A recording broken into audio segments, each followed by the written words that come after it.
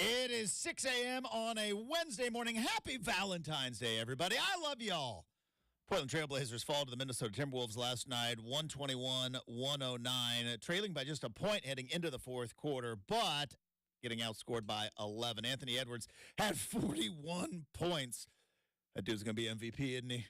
Meanwhile, DeAndre Ayton led the way for the Blazers with 22. Back-to-back games with the Minnesota Timberwolves, so they are back at it on Thursday. College Football Playoff Committee is set to vote on the 5+7 model, thus ultimately eliminating what was the Pac-12's automatic berth into the college football playoff. That vote scheduled on February 12th. And coming up in hour number 3, friend of the program from the I-5 corridor, Tyson Alger, on the big show. But hour number 1 of Rip City Morning, starting right now on 620 Rip City Radio.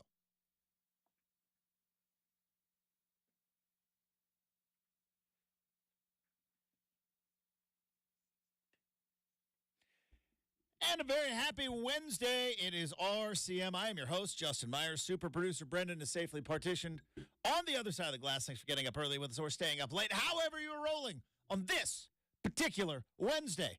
Happy Valentine's Day, everybody. Hearts and cards for everybody. We got a lot of stuff to dive into on the big show. The Blazers have not won a game since they beat Damian Lillard and spoiled his return when vibes were high. Vibes were high in Old Moda Center. Denver, New Orleans. And then a loss last night to the West-leading Minnesota Timberwolves. Timberwolves look good. Anthony Edwards is a dude. But should it be this bad? We may have that discussion coming up in a bit. Because I have some thoughts on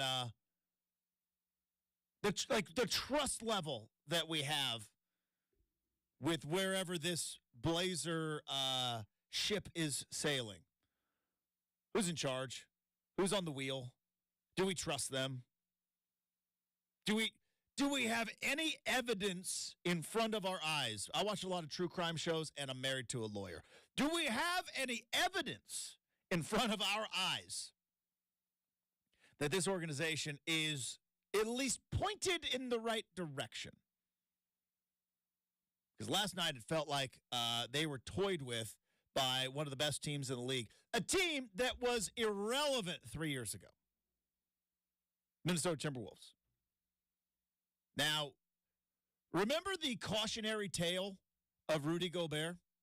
Brenden, you remember that? Remember that a couple years ago? The Minnesota Timberwolves gave away 5 first-round picks for Rudy Gobert. And if I'm not mistaken, now I know the Blazers weren't exactly in that mix, but there was discussions. There was talks. There were thoughts of like, hey, is it Rudy Gobert and Donovan Mitchell do not talk to each other. They won't pass each other the ball. The Jazz are blowing this up. And I remember on this show, I remember listening to Rip City Drive. We're like, hey, is Gobert a guy that maybe the Blazers should be going after? And again, I don't know if there was ever a market, but at the time, the Blazers, I believe, had some tradable assets.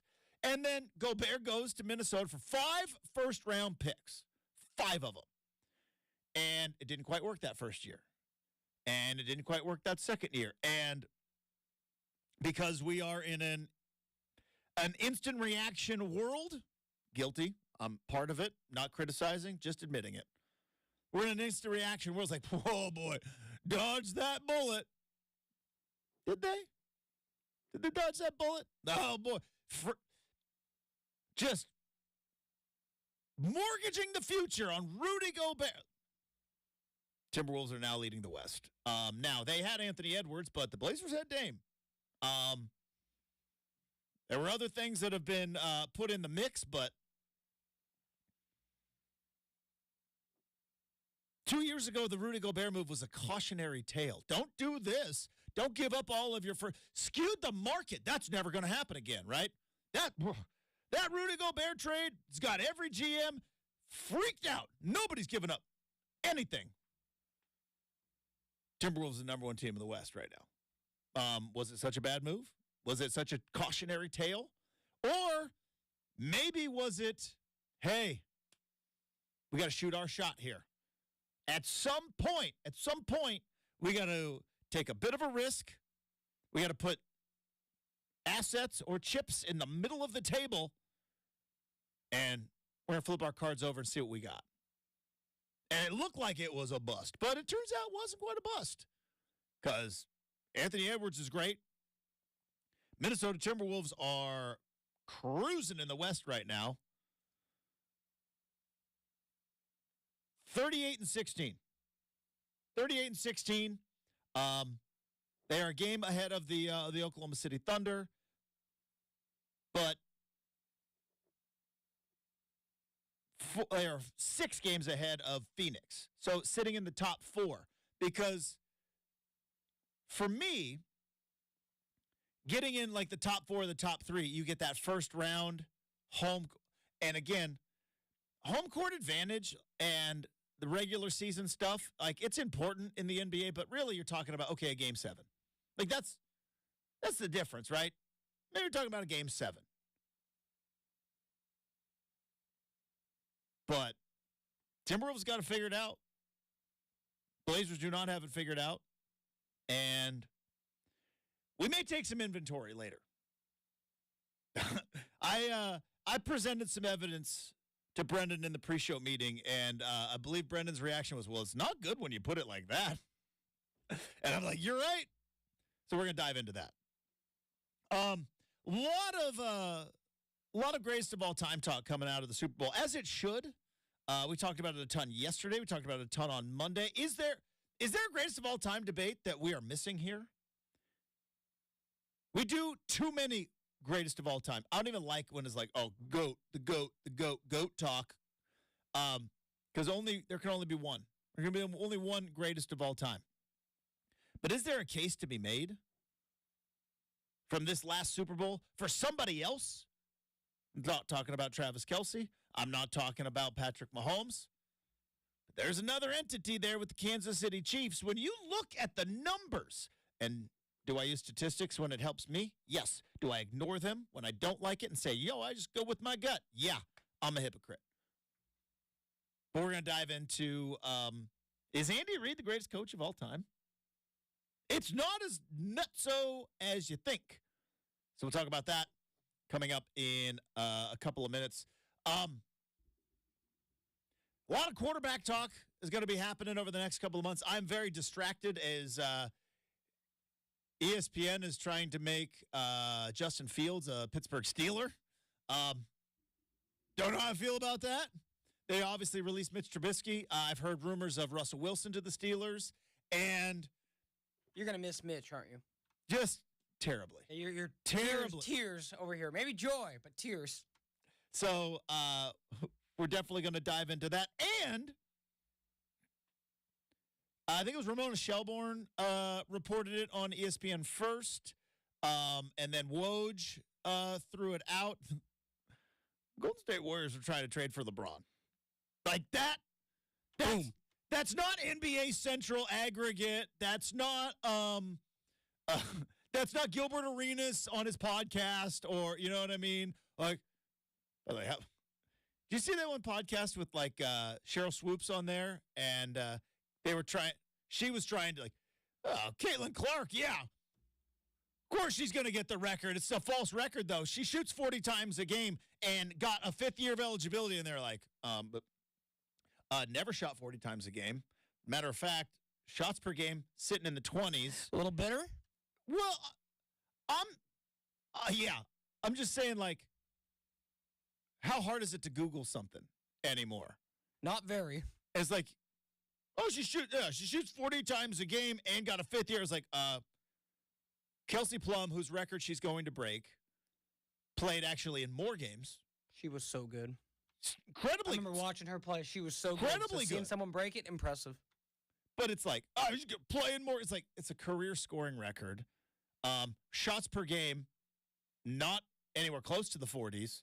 But anyways, I have time to complain about podcasts. Yeah, don't get Justin going. It's like a top. You spin him up and let him go. Podcasts are great. They're great. They're not what we do. Show up every day, 3 hours. Grind it out.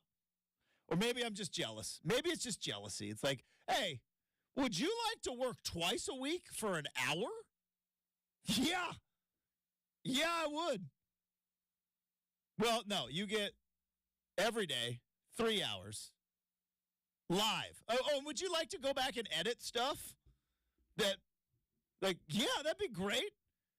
Well, I flubbed over that read. Can I go back and just say, nah. Maybe I'm just jealous of podcasters. But anyways, actual real reporting on ESPN of LeBron James, potential, like the Warriors made a run. They made a run. Is this an act of desperation for the Golden State Warriors? What is going on there? How does that how does that conversation even begin? Now, obviously it didn't see the light of day. The deal was not made, but it's a fascinating proposition. We're going to live in that hypothetical for a day coming up in a bit as well. And college football playoff is looking to vote on what is now going to be the 5-7 model. It was the 6-6 model, but now that the Power 5 has been dwindled to the Power 4, there will be 5 automatic qualifiers. You will have the 4 conference champions in the Big 10, the Big 12, the ACC, and the SEC for now. By the way, it's going to be a matter of time before the Big 10 and the SEC start claiming they need 2. How long before that? 2028?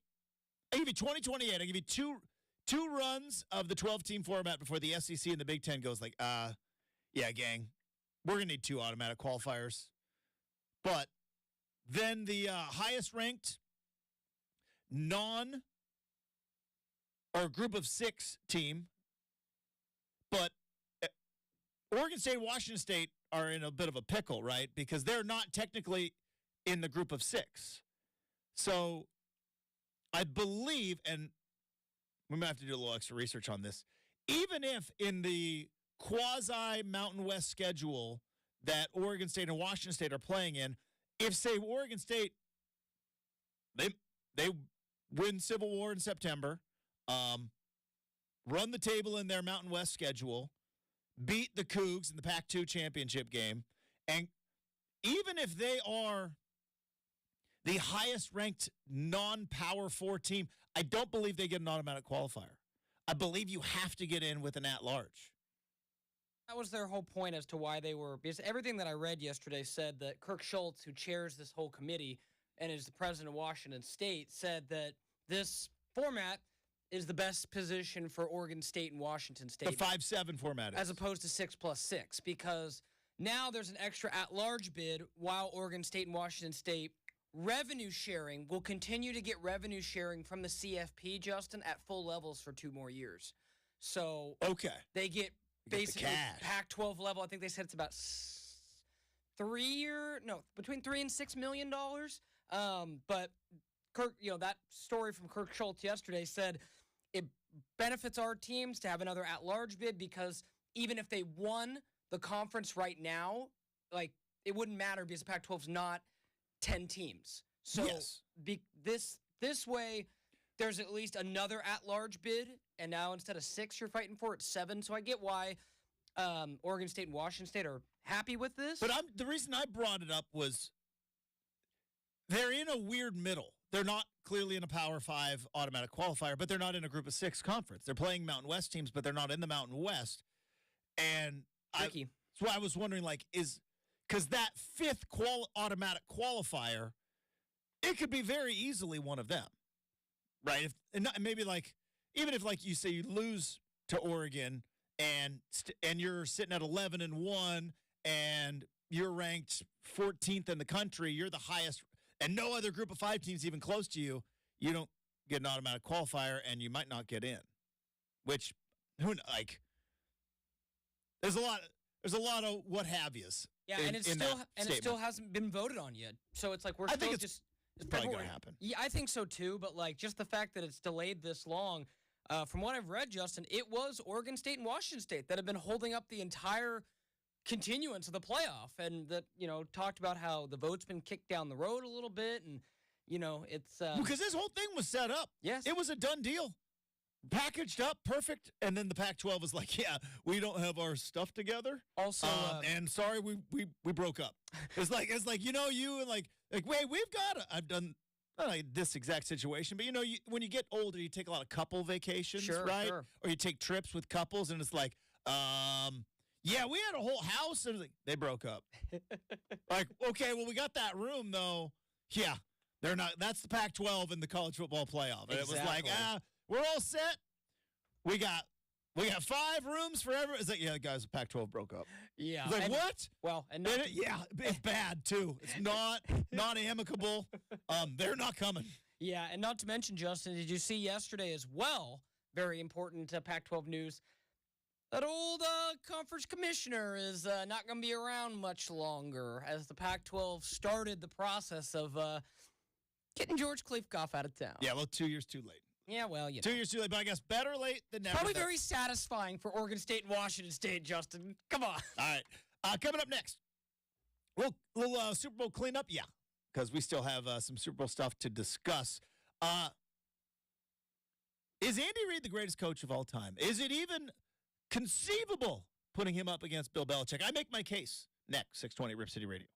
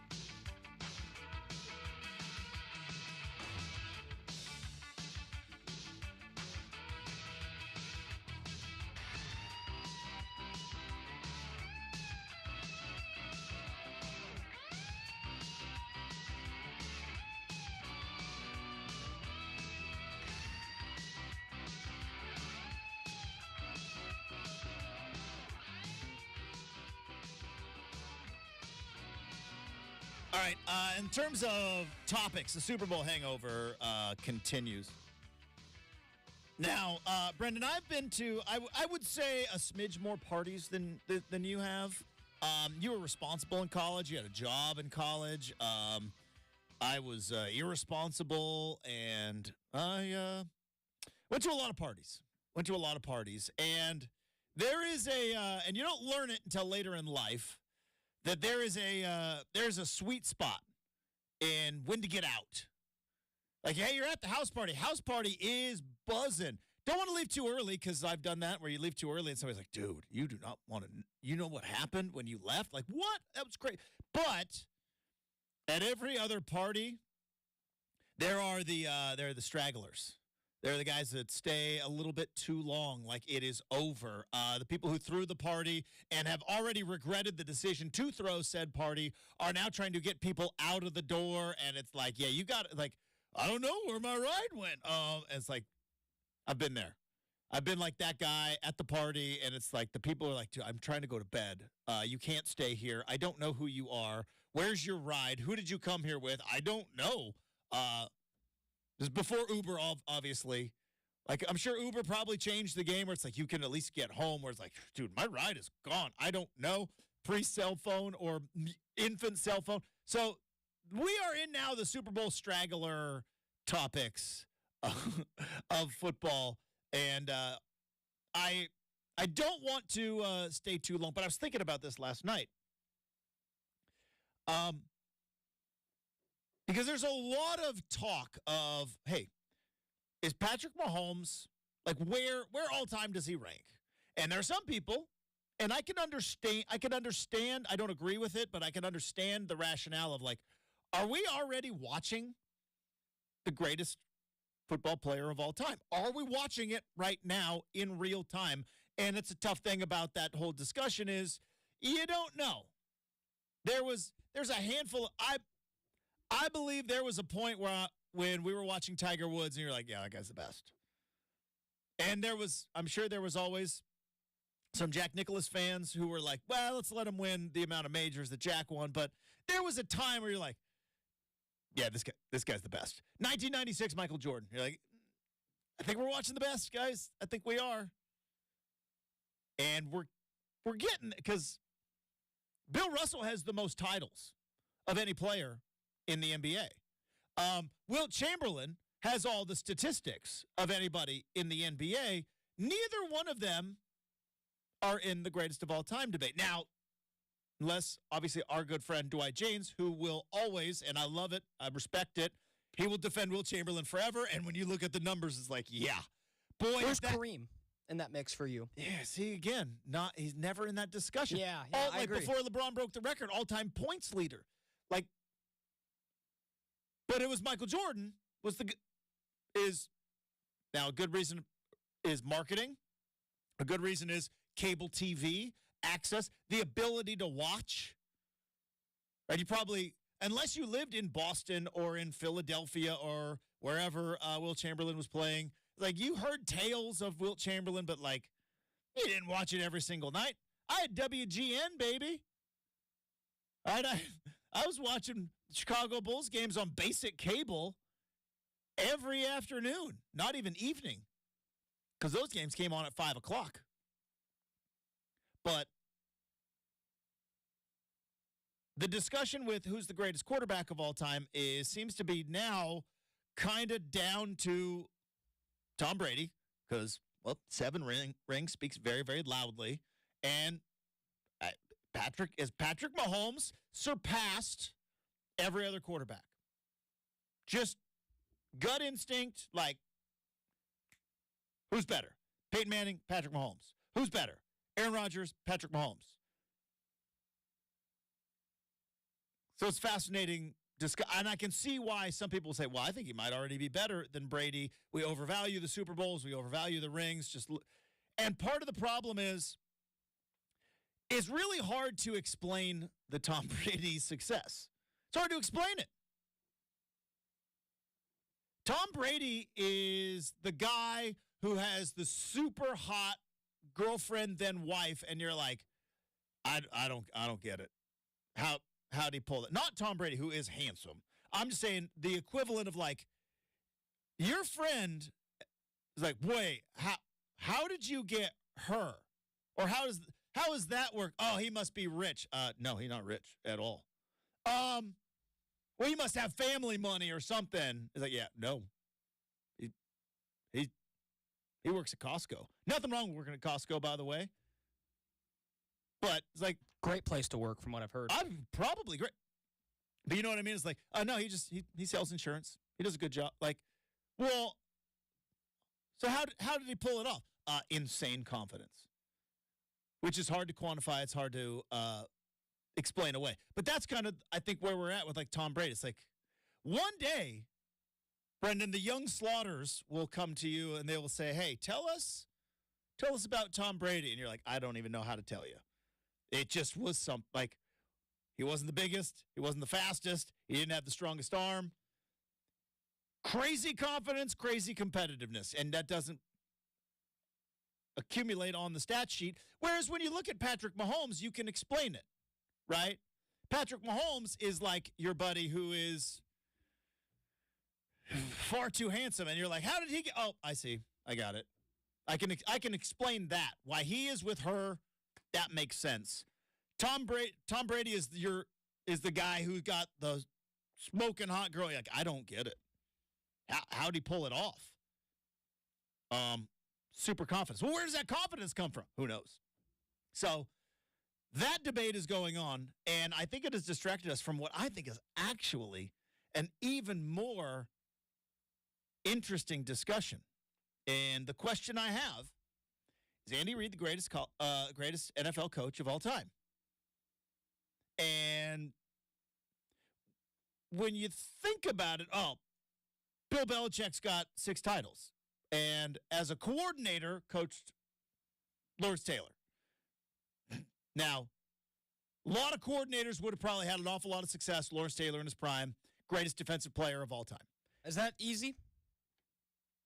What's that? Is that easy? Lawrence Taylor, greatest is. I'm just asking. I think so, but again, it's I saw him. I saw Lawrence Taylor like nobody can block him. Is there anybody else who has a case you think that comes to mind? Like J.J. Watt, maybe, or still not even in that same breath. In terms of greatest defensive player of all time, maybe this guy from Winston, Oregon. Too. I mean, I'm biased. Had to throw that. So in I'm gonna abstain from Polamalu talk because obviously I cannot be trusted. There is a case to be made for Deion Sanders. There's a case to be made for Deion Sanders. Okay. He was so good. He was so good. There might be a case to be made for Ed Reed. I do think there's a case for Troy Polamalu, but nonetheless. But for my money, prime Lawrence Taylor, just the right amount of cocaine in his system, not the too much. Like, and again, separate art from artists. Lawrence Taylor, bad guy. Off the field, bad guy. On the field, Lawrence Taylor, unstoppable. Like, unstoppable. So, that being said, here's the Belichick resume. 6 Super Bowls. All right, tough one to argue against. 3 other Super Bowl appearances, correct? Yeah. So 9 Super Bowls as a head coach. I got it right here in front of me.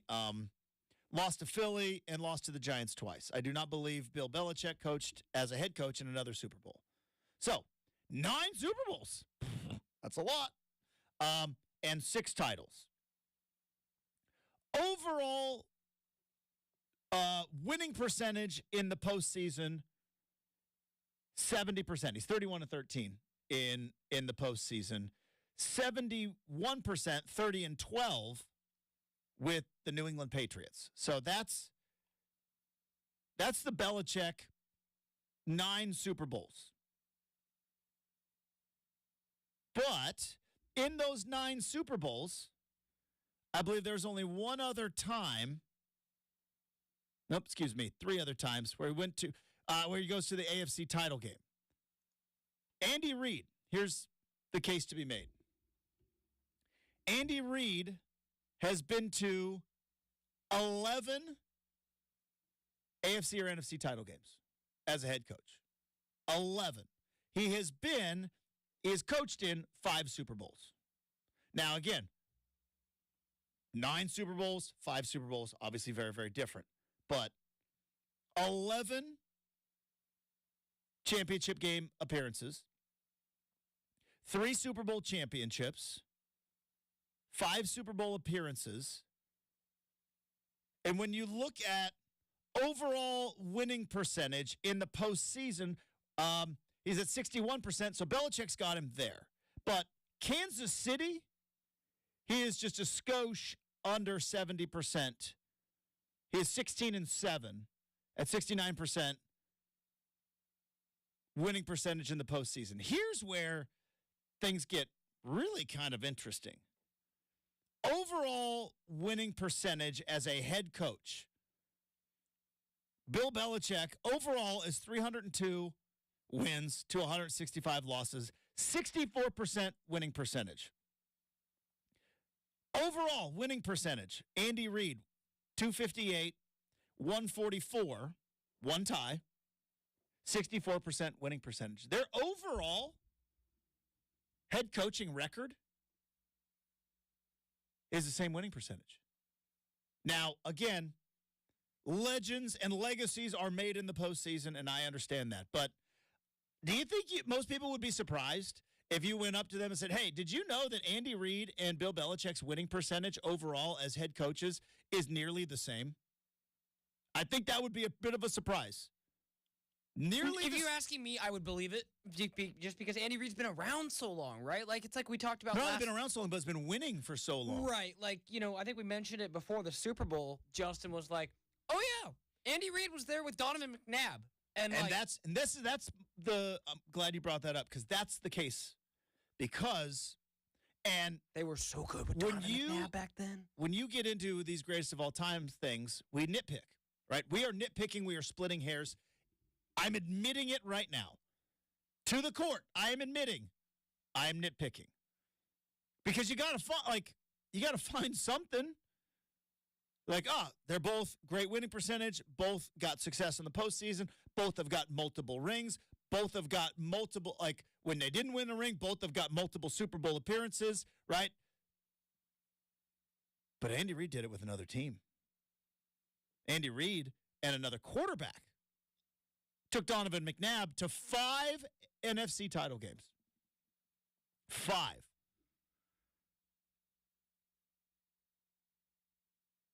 7 division titles. 7 division titles with Donovan McNabb and the Philadelphia Eagles. And 1 Super Bowl appearance where lost to Tom Brady and Bill Belichick. So there is that. That Eagles-Patriots Super Bowl was pretty close, was it not? Or am I misremembering? Not when Andy Reid was with the Eagles. It got close towards the end. It was a typical Tom Brady Super Bowl. It was like, this is what I got to do to win. Yeah, it was 24-21. Yeah. That's what I thought. It was close, man. I mean. And there's a whole controversy because T.O. at the end of the game called out Donovan McNabb, said he was gassed in the huddle and like he on the final drive. But it was a typical Tom Brady. Like, this is what I have to do to win. Boom, got it. But does that skew the greatest coach of all time argument just a smidge when you look at nobody's anywhere close to Belichick's postseason accolades, right? The 6 Super Bowls and the, 9 Super Bowl appearances and the, 11 now 12, 13 AFC championship games. Got it. Every single one of those things had one thing in common, though. And that's Tom Brady as his quarterback. Every single one. Before Tom Brady was his quarterback, they're 5-11 in New England before Tom Brady. 5-11. Last year in Cleveland, 5-11. Overall record in Cleveland as a head coach, 36-44. After Tom Brady left, 7-9. Did have a 10-7 season, lost in the wild card game. 7-9, 10-7, 8-9, 4-13. Now, it's not like Andy Reid had his 4-12 season. He got fired in Philadelphia. And he had one season where they did not make the playoffs in Kansas City. We're still 9-7.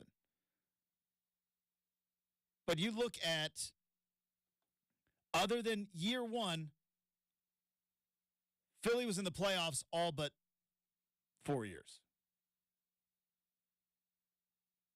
I think there's a case to be made.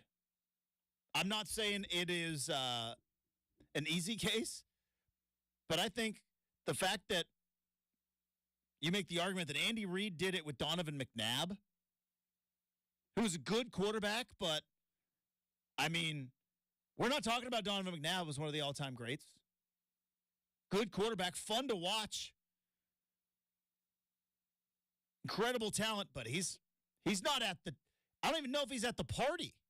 But I think Andy Reid took that, and is the other thing with coaching. Because I still believe championships are the greatest barometer. Is that the right thing? Either way. The greatest bit of evidence is championships. Don't get me wrong. But the fact that the pass-happy NFL, you can directly link back to Andy Reid and those Philadelphia Eagles teams. Go back and watch football in the early 2000s, mid-2000s. There were still teams with big shoulder pads and running backs. And Andy Reid was like, yeah, we're going to pass the ball a lot. And to the point where they're like, I think you pass too much. Now we'll see how much longer he hangs on. We'll see how much longer he wants to coach. But that's 11 championship games, 5 Super Bowl appearances, and 3 wins. That's pretty good. With 2 different teams and with multiple different quarterbacks. All right, coming up next, we have got, there was some interesting NFL news we woke up, or NBA news, excuse me. NBA news we woke up to this morning. And not just that the Blazers got their doors blown off in the fourth quarter, but potential crazy, earth-shattering trade that never happened. But because it is one of the biggest names, as we talked about yesterday on the show, it's discussion worthy. So we're going to dive into that in Round Ball Rock. Before we do that, there is no debating. There is no case to be made. Oregon's roofing, siding, windows, and bath experts, that's DeBella. There's no other argument there. They're the official home improvement partner of the Portland Timbers, and they can help you with something in 2024 that everybody is trying to do. That saves some money. Update your roof with solar shingles, and you could potentially pay for that roof in savings to your energy bill and in federal or state incentives. Now, how do you know what deal is potentially out there for you? Contact DeBella right now. It's easy. Estimates are convenient. They are free, and they will schedule a time that is convenient for you. You may have seen DeBella's work on Better Homes and Gardens, Real Simple, or even on HGTV. I watched a little HGTV last night. And in the opinion of their customers, with over 15,000 five-star reviews, DeBella is the best in the business, and they can handle your home improvement projects better than anyone else. You want to be the next five-star review? Contact DeBella right now. Their accolades have been mentioned by Angie's List, Home Advisor, and now is the perfect time to connect because 0 down and no payments until 2025 on approved credit. Check out DeBella for your free, no-obligation appointment for your roofing, windows, siding, or bath project. DeBella, the official home improvement partner of the Portland Timbers.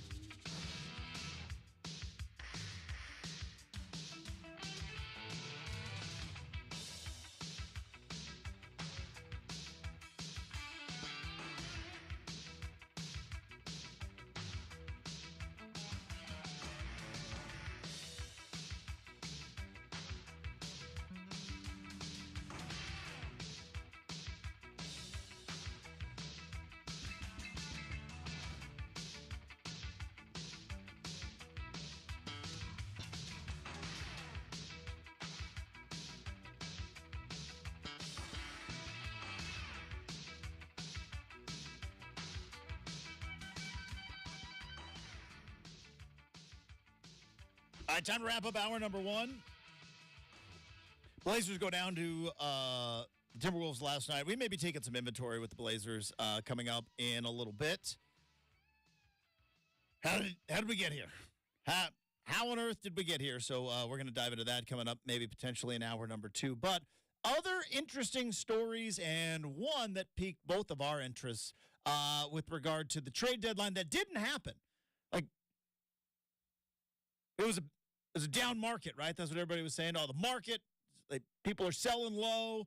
There's not a lot of heat in these streets. But apparently there was one potential blockbuster trade that was in the works, but then ultimately fell apart. Why? Who knows? But we're going to live in that world for a little bit and have a fun hypothetical. But before we do that, the only person that can lead us into this discussion is John Tesh and Roundball Rock. All right, so according to ESPN, the Warriors were trying to trade for LeBron James. And I think it was Keith Smith. I think we had Keith Smith on the show before the trade deadline. And it was like, yeah, the LeBron thing is just, it's not going to happen. Now, he may go potentially to another team next year, which I think is likely. It feels like the Lakers, LeBron time is about run its course. But apparently, according to Ramona Shelbourne and Woj on ESPN, that the Warriors made a bid for LeBron James at the trade deadline, trying to pair him up with Steph Curry. Brenden, you asked me before the show started, you said, if that would have happened, is that the best team in the NBA right now? Well, luckily I've got a little bit of a historical context, because while LeBron James is still incredible at his age, and Steph Curry, his biggest asset is shooting, and shooting the last thing to go, we've kind of seen this before. And I take you back to, I want to say, might have been the late 90s, might have been the early 2000s. Probably early 2000s, but there was a time when the Houston Rockets had Clyde, Hall of Famer, Dream Teamer, Keem Olajuwon, Hall of Famer, Dream Team Tour, Charles Barkley, and Scottie Pippen. Problem was, most, if not all of those guys were well past their prime. And when it came right down to making a run, that never happened. There was also a time, now again, there's another wrinkle to this story, which is Kobe Bryant was dealing with, at the time, an off-the-field issue. We don't need to dive into it. Just Google. No big ring was bought. Yeah, and Google why Kobe went from 8 to 24. That was going on. But remember, the Lakers at a time brought in Gary Payton and Karl Malone. Again, two Hall of Famers. Two of the greatest of all time. Brought in those. They were a little past their prime. They were doing a little ring chasing. So while I don't know if any of those guys are the caliber, considering that I believe LeBron James is the second greatest basketball player of all time, could be debatable, but I believe he's the second greatest. I don't know if this works. Now, there was rumors swirling. Did you see LeBron James and Draymond sitting in the same suite at the Super Bowl? And they're like, what's going on there? And maybe there is something. Of course the Warriors would try to do this. B, I wish it would have happened, because it would have worked for about 3 weeks. Then there would have been injuries. Then there would have been infighting. And a young team like the Nuggets or the Thunder or the Timberwolves, I think, would have dismantled them in the postseason. I believe. Now, we're never going to know. Yeah. We're never going to know. But I look back and I'm like, we've tried this before, gang. Aging superstars trying to get together, one more run, right? Feel like we've got the same juice in our legs that we had 9 years ago. Yeah, you don't have that. Yeah, you don't have it. I hear what you're saying. That 41 points that Anthony Edwards dropped, that's the juice. Yeah, That's that bounce. Shea Gilgeous-Alexander, What he did to the Magic last night, that's the juice. You don't got it anymore. Yeah, I wholeheartedly disagree. I Fair. think that if this had come together, this would have been a championship team. And If you're the commissioner, you got to nix this, right? You go like, you can't do this. No, why? It's terrible for the league. But you just we said finally got past super teams. You just said it wouldn't be good enough to win a championship. So why would you veto? I talk out of both sides of my mouth. Fair. You know me. But yes, I think this would have been awesome. I think it would have been really cool to see those guys play together. The Lakers, honestly, they may come to regret this if LeBron leaves them for nothing in the summer, and he could. I think and I didn't get too deep into the story, but there was the math wasn't adding up. Probably not. And supposedly LeBron. It's that second apron stuff. Yeah, and LeBron. Because they paid Draymond like $100 million. Yeah, apparently Draymond reached out to Rich Paul because they both have Rich Paul as their agent, and Rich Paul's like, no, he doesn't want to be traded. So this came back to LeBron. If LeBron wanted this to be done, it would have got done, Justin. All right, in all honesty, you think this is good for basketball? We're finally past the super team era. It just would have been fun for a couple years. It was fun for a bit, and then it was like, I'm tired of it. And now we're finally past it. You know I love Steph and would love to see him get another ring. So, yeah. I don't think he would have gotten a ring personally, but we'll never know. We'll argue about that one forever, which is what we do on this show. Speaking of arguments, well, not arguments, but discussions, debates, fun stuff. More of Rip City Mornings coming up. Take some inventory on the Blazers. What the heck happened in that fourth quarter last night? Should it be this bad? I don't know. College football talk, because we now have maybe more format changes to the 12-team playoff. That and a whole lot more coming up next, 620 Rip City Radio.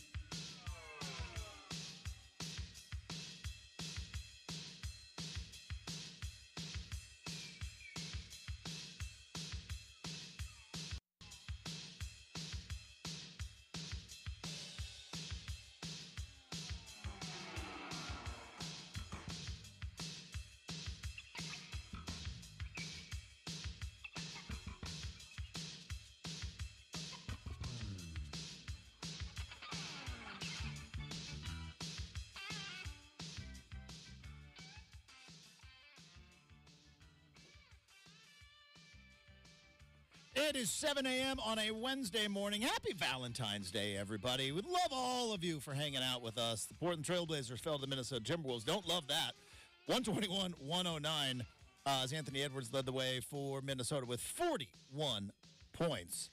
DeAndre Ayton led the way for the Blazers with 22. Back-to-back with the Timberwolves as the Blazers take the court on Thursday against Minnesota. College Football Playoff Committee is set to vote on a 5+7 model. 5 automatic qualifiers, 7 wild card spots in the upcoming 12-team College Football Playoff. That vote is scheduled for February 20th. And coming up in hour number 3, friend of the program from the I-5 corridor, Tyson Alger on the big show. But hour number 2 of Rip City Mornings on a Nothing But Love Valentine's Day Wednesday. It starts right now on 620 Rip City Radio.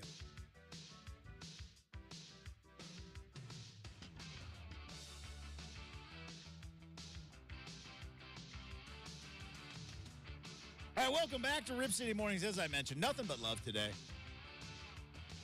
Now, that might not be true because who knows whatever deep dive we get into. But happy Valentine's Day to all of you. Hopefully you all get the Phyllis treatment. Office fans know what I'm talking about. Is Bob Vance of Vance Refrigeration.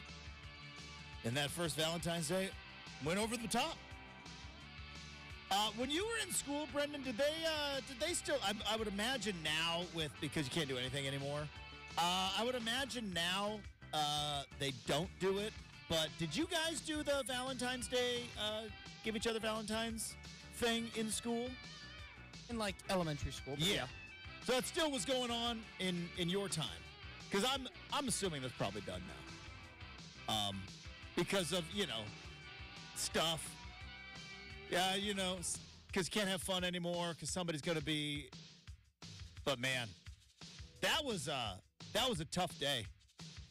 I'm not the best. I had terrible handwriting. Still have terrible handwriting as an adult. Had it as a kid, and we would do you had to give everyone in the class, whether it was in Miss Taylor's first grade class or Mr. Hanson's second grade class or Mrs. Turner's third grade class, we had to give everybody in the class got a Valentine. And then arts and crafts time, we would make like a heart-shaped thing that would be like a place for all the Valentines to go. And you put that in your desk, and then you would get all the Valentines. And it was a tough night before because you had to write Dear April M. Shout out to April Mullins. That's not her last name anymore. But Dear April M. Happy Valentine. And you had to fill all of them out. Do you guys have to do all of them or just... That was a tough one. I just remember having the boxes that were in front of everybody's desk and dropping them off, in 4th, 5th grade. Yeah. But not really anything past that. Then it was... Oh yeah, who's dating? And there was holding hands in the hallway. What did you guys? We called it. I'm doing air quotes here. YouTube can see it. Shout out YouTube. We called it going out. Now you didn't go anywhere. It's just like so and so was going out with so and so, and then you would hold hands at lunch. Yeah, exactly. And that was about it. And. So is that what you guys did? It was pretty going much, yeah. It was exactly. Because that was always weird when you would watch Saved by the Bell, and they would talk about going steady. And yeah, it was never heard that. What is that? And it was clearly, because there's a bunch of 40-year-olds writing a teenager show or a little kid show. But yeah, the Valentine's Day distributions is a big deal. Big the cartoon Valentines, they're pretty legit. Oh, it was always cool. I remember I had Star Wars Valentines. So anyways, nothing but love on Rip City Mornings today. But there is lots of stuff to dive into, lots of stuff to talk about. So the Blazers go down last night. Let's have this discussion. I mentioned at the beginning of the show, the Timberwolves are legit. Timberwolves are incredibly good. And I think from the Blazers' perspective, you got to start looking around and going all right, how are these teams getting good? Because when you look at the NBA standings right now, if I had have told you, Brenden, in 2019 or even 2020, it's like, hey, just so you guys all know, Timberwolves, Thunder, Nuggets, Suns, remember 2019, Suns, in about 4 years, all going to be significantly better than the Blazers. Right? Just look at the trajectory of teams in the Western Conference, because back in when the Blazers peaked in 2019 with their run to the Western Conference Finals and then injuries and failed to capitalize and then blaming the coach and everything else, the Minnesota Timberwolves, the Oklahoma City Thunder, and the Phoenix Suns were all kind of irrelevant. They were all kind of irrelevant. The Suns started to come along in that bubble year, right? They went undefeated in the bubble, but they didn't have enough juice because the Blazers snuck in just under the wire, beating who'd they beat? Memphis? I think they had to beat Memphis. That was Rookie Jaw. Yeah. But before that, remember, the Suns were awful. Were terrible. Like, they had Devin Booker, and that was it. And then they kind of started to figure some things out, and then they got Chris Paul, and then they got Kevin Durant. And now the Suns are 32-22. The Timberwolves, irrelevant franchise back then. Oklahoma City Thunder, after Dame waved them off, remember, we thought, Dame just ended the franchise. And they went away for a little bit, collected all their draft picks, traded, crazy concept, traded away value to get value. They get value out of said trades and take that value, turn it into a 37-17 team right now. Now, again, kind of hit the lottery with Shai Gilgeous-Alexander. Kind of hit the lottery there. I have a hunch if anybody had a crystal ball sitting right in front of them and saw the future that Shai Gilgeous-Alexander was about to have, one, he never leaves the Clippers.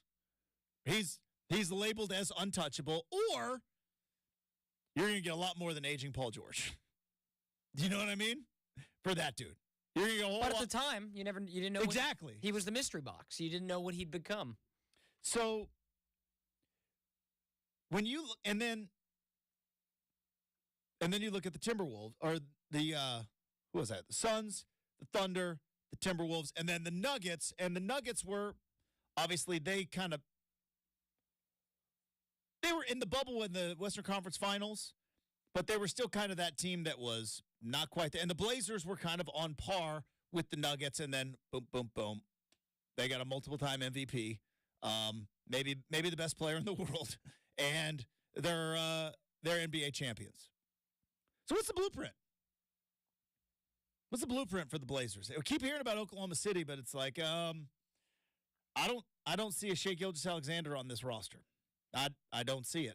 And I've talked about it multiple times. Loved last night, while we're being positive, loved seeing Scoot play 34 minutes. Needs to be in the starting lineup. Need it. I don't care if Brogdon is better. I don't care if Anthony Simons is better. This team is 15-38, going nowhere. Yeah, nowhere. Quite literally. We do not care at this point what is best for the team on the floor in 2024. We care about what is best for the team in 2025 and beyond. Need to get him into the backcourt. And I think Chauncey Billups after the game kind of insinuated that there's going to be some more Anthony Simons and Scoot Henderson playing together in the backcourt. And boy, we got to figure that one out real fast. Got to figure that part of this organization out, because if that doesn't work, if Ant and Scoot become yet another undersized, very talented, very good offensive productivity, lacking defense, backcourt that's going to score a lot of points and get to the playoffs but get blitzed by good defensive players, if that backcourt of Scoot and Ant isn't going to work, the rest of this is just smoke-filled coffee house crap. That is a shout-out to Lieutenant Weinberg. Real ones know what I'm talking about, right? If we are looking at what do we need to figure out over the next season's 2 months left. That's it. All-Star game into March, into April, 3-2-1 Cancun. Feels like some players already got their plans ready. But there's 2 months left in the season. This team is 15-38. They are seemingly not actively tanking. So you've got 2 months and a handful of games to figure out, do Scoot and Ant work in the backcourt together? Because they better. Because, again, if that, like I said, if that isn't going to work, Metallica, nothing else matters. Right? Nothing else is going to work. And you're going to have to start making some hard decisions. Because I'm looking at this game last night, and clearly Minnesota's better, and clearly I didn't expect the Blazers to go in and beat the Minnesota Timberwolves. Did not expect them to get outscored 37-26 in the fourth quarter, going in with a little bit of momentum. And you might be saying, well, Justin, injuries. All right. Here was who was available for the Blazers last night. All right, you have got DeAndre Ayton on this team, seemingly healthy. The first overall pick. First overall pick. Number one, numero uno. A lot of talent there. You've got Scoot Henderson on this team. Number 3 overall pick. Now, again, in a rookie year, still finding his legs, and for the most, played pretty well last night. There are cases, too, by all means, Justin, there are many, many other rookies who have not, go back and look at what Kobe did his rookie year, right? So there's precedent that now if this was next year at this time or the year after at this time, you'd be a little worried about Scoot, but you know. Can I be a jerk real quick? Sure. Not to you, but to just. Sure. I think I've heard that a couple times. Remember they talked about it with Shaden last year. With Shaden, the Kobe thing. That was 1997. All right. Kobe gets drafted out of high school. At that particular time, I believe him and Kevin Garnett was it 97? 96. Anyways, at that particular time, Moses Malone, Sean Kemp. I believe that's it. That's the list of guys that went from high school to the pros. It didn't happen. And now we have got an entire generation of high school to the NBA and one and done and G League and overtime elite. And we got a whole thing here, which is why I understand, and I think it was Chris Burkhardt who was on the fifth quarter last night, but he didn't say, we were talking about, well, do you compare Shaden Sharp like Tracy McGrady? Again, guys that leapt from high school to the NBA in the 90s are still in experimental phase. Didn't know how to deal with it. And I think about it like quarterbacks. For a long time, the way that teams went about grooming quarterbacks was you got to have them sit and just watch, right? Carson Palmer was the number 1 overall draft pick to the Cincinnati Bengals. He did not take a snap his rookie year. John Kitna took all the snaps. It was he's got to sit and he's got to watch. I will say you don't do that anymore with quarterbacks because we've learned, no, you got to play them. And I will say this too, Justin. If the numbers hold as of right now, Scoot would actually average better numbers than Shai Gilgeous during his first year with the Clippers. So there's something you could. He went from 10, 3, and 2, and then just exploded from there on. 19 the next year, 23 the year after that, 31 the year after. So yeah, my beef's not with Scoot. He's going through the ebbs and the flows of what a rookie goes rookies through. It can be hard. But my thing is, all right, last night, love it. 34 minutes. Let's go. Let's keep playing. Let's keep him in there. Well, what's the point of holding him out? Let's see. He's had double-digit scoring now, Justin, in 5 straight games? That's not bad. Again, not bad. I think this is great. Should this have been happening in December? I don't know. Agreed. But you know what? Can't look back, gotta look forward. I'm just saying there might be some hard conversations with regard to maybe some other players on this roster because you've got multiple first-round draft picks. Thibault, Ant, Scoot, DeAndre, and Jeremy Grant, who is a kind of a pro's pro, and it's like you can't compete. Can't compete. And if Shaden comes back, another top 10 pick, and you're 15 and 38. Just saying, maybe there's some hard conversations. Easy conversation is what's coming up next because we have got Make or Miss on 620 Rip City Radio.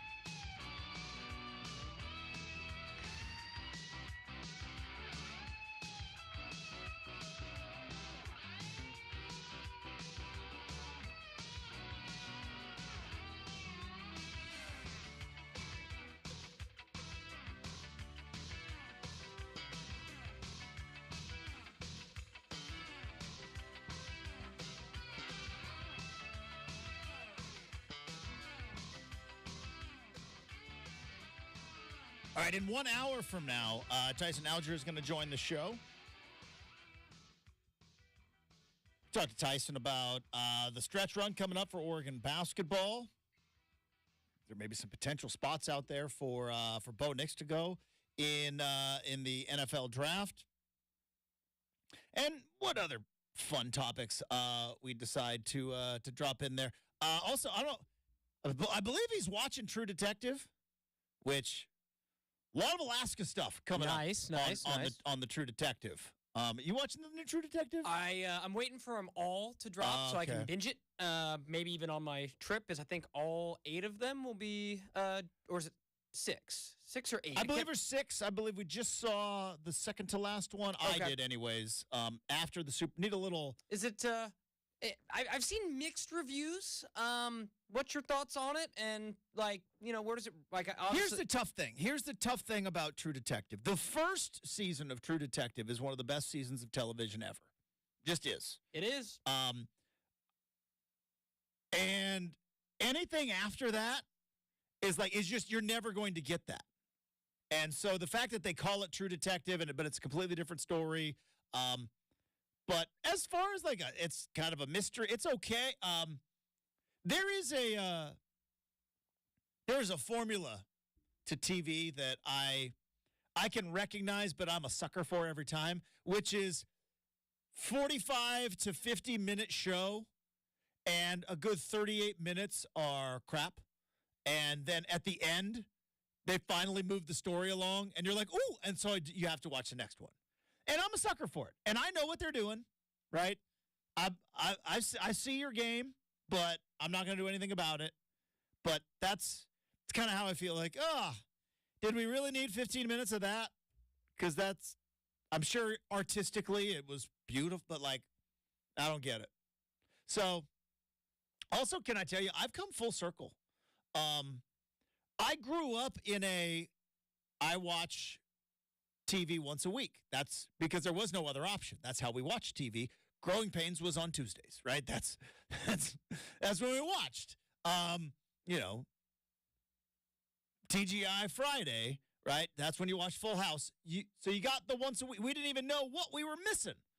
Then I went to a place of DVDs, right? You would buy. So if there was, say, a TV show that you liked and you wanted to watch it again, whether it was Friends or The West Wing or Chappelle's Show or any of those, you would go and you'd buy the DVD. And that's where the true binge watching started, but they were reruns.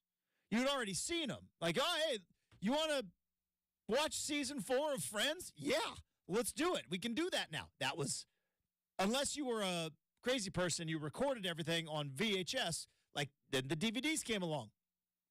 Then Netflix went on the internet, and you're like, whoa, I can just keep watching over and over again. That's how I watched all but the last season of Breaking Bad. Just boop, boop, boop, boop, binged it.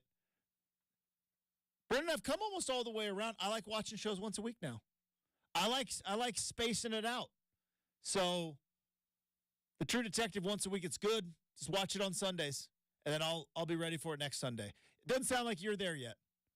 You're in full-on binge mode. Yeah, no, totally. It's I as far as those, I don't like to stop with it. So it's when I watched just because that's how I watched the first 3 seasons of True Detective, because I was late to the party, so I was able to just stream them all and binge them all. Did you watch Breaking Bad once a week?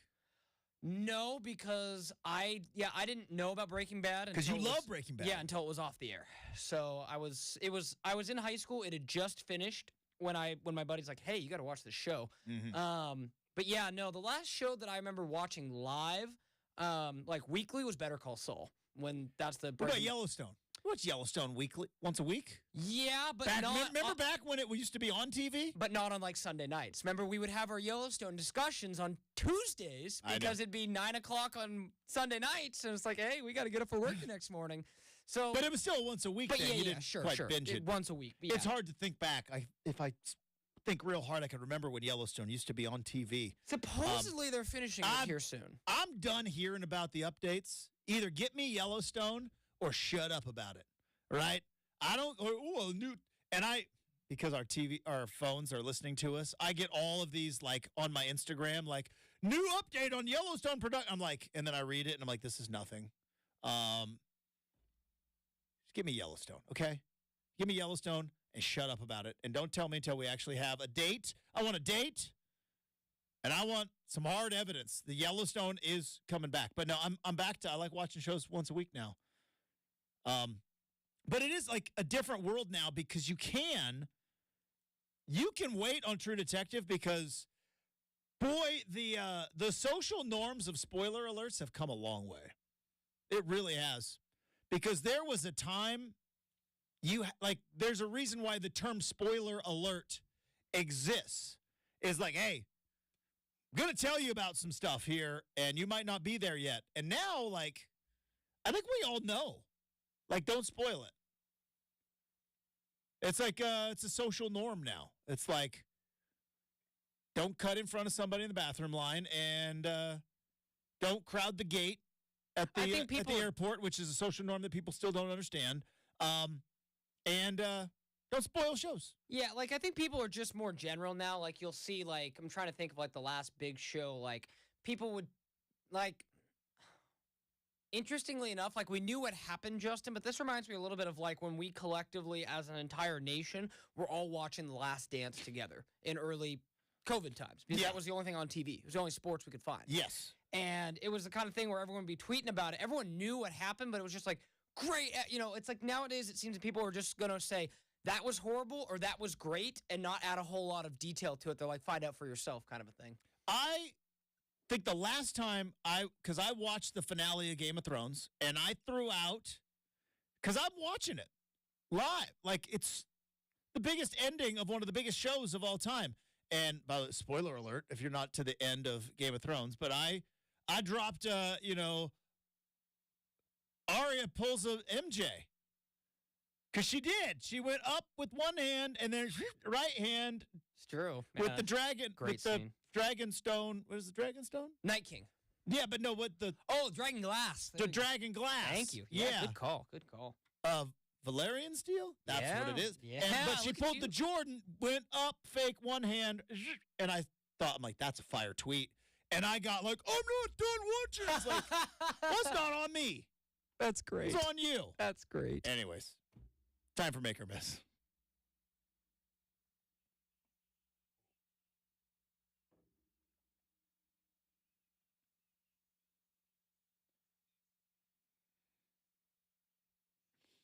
You know, Justin, in hindsight, they should have just had that be the final episode of Game of Thrones and just been like, the rest is for you to figure out. Guess what happens? Well, okay. It would have been better than the ending. There is such debate on how you end shows that there's actually a podcast. Really? I believe it's called... I don't know what it's called. Anyways, but there's a whole podcast on, like, how shows end, and then they debate and discuss, like, did this one end well? Did this one end terribly? And ending a show is not, it's the hardest thing to do. But how does it end is the question, is the podcast. So there's a whole podcast about it. Because I remember when The Sopranos ended, and it was black. They're just. Good show to watch? I've considered it. It's teasing me on HBO Max. And I'm have not watched Sopranos or The Wire, correct? No. Next. Okay. Yeah. You know I'm on it. Pick one, go. But the end of The Sopranos, it was fade to black. Not even fade to black. Cut to black. Like, sitting there, the whole, like, the clan is at dinner, and it's like, all of a sudden, boom.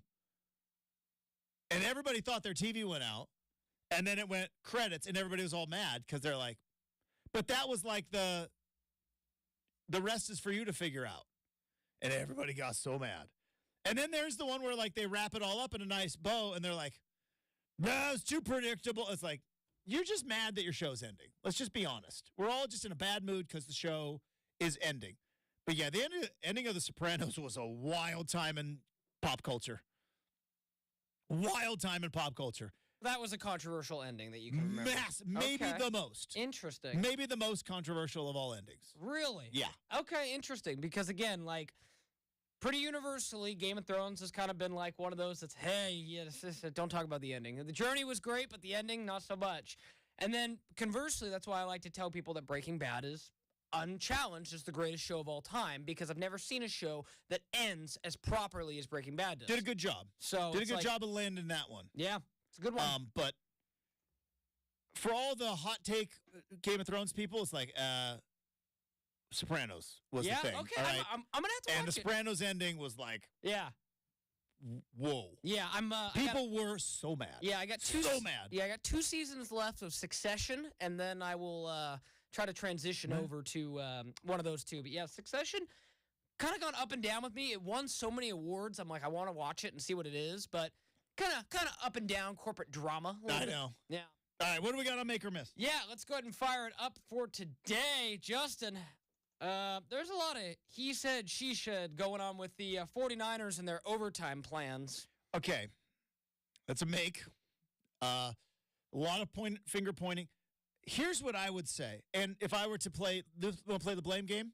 The shame and blame games, I like to call it. And I love Eric Armstead. I remember when Eric Armstead got recruited at Oregon, and it was like, this dude might play both football and basketball. He was so good. And I love Eric Armstead. And I got nothing against Kyle Juszczyk.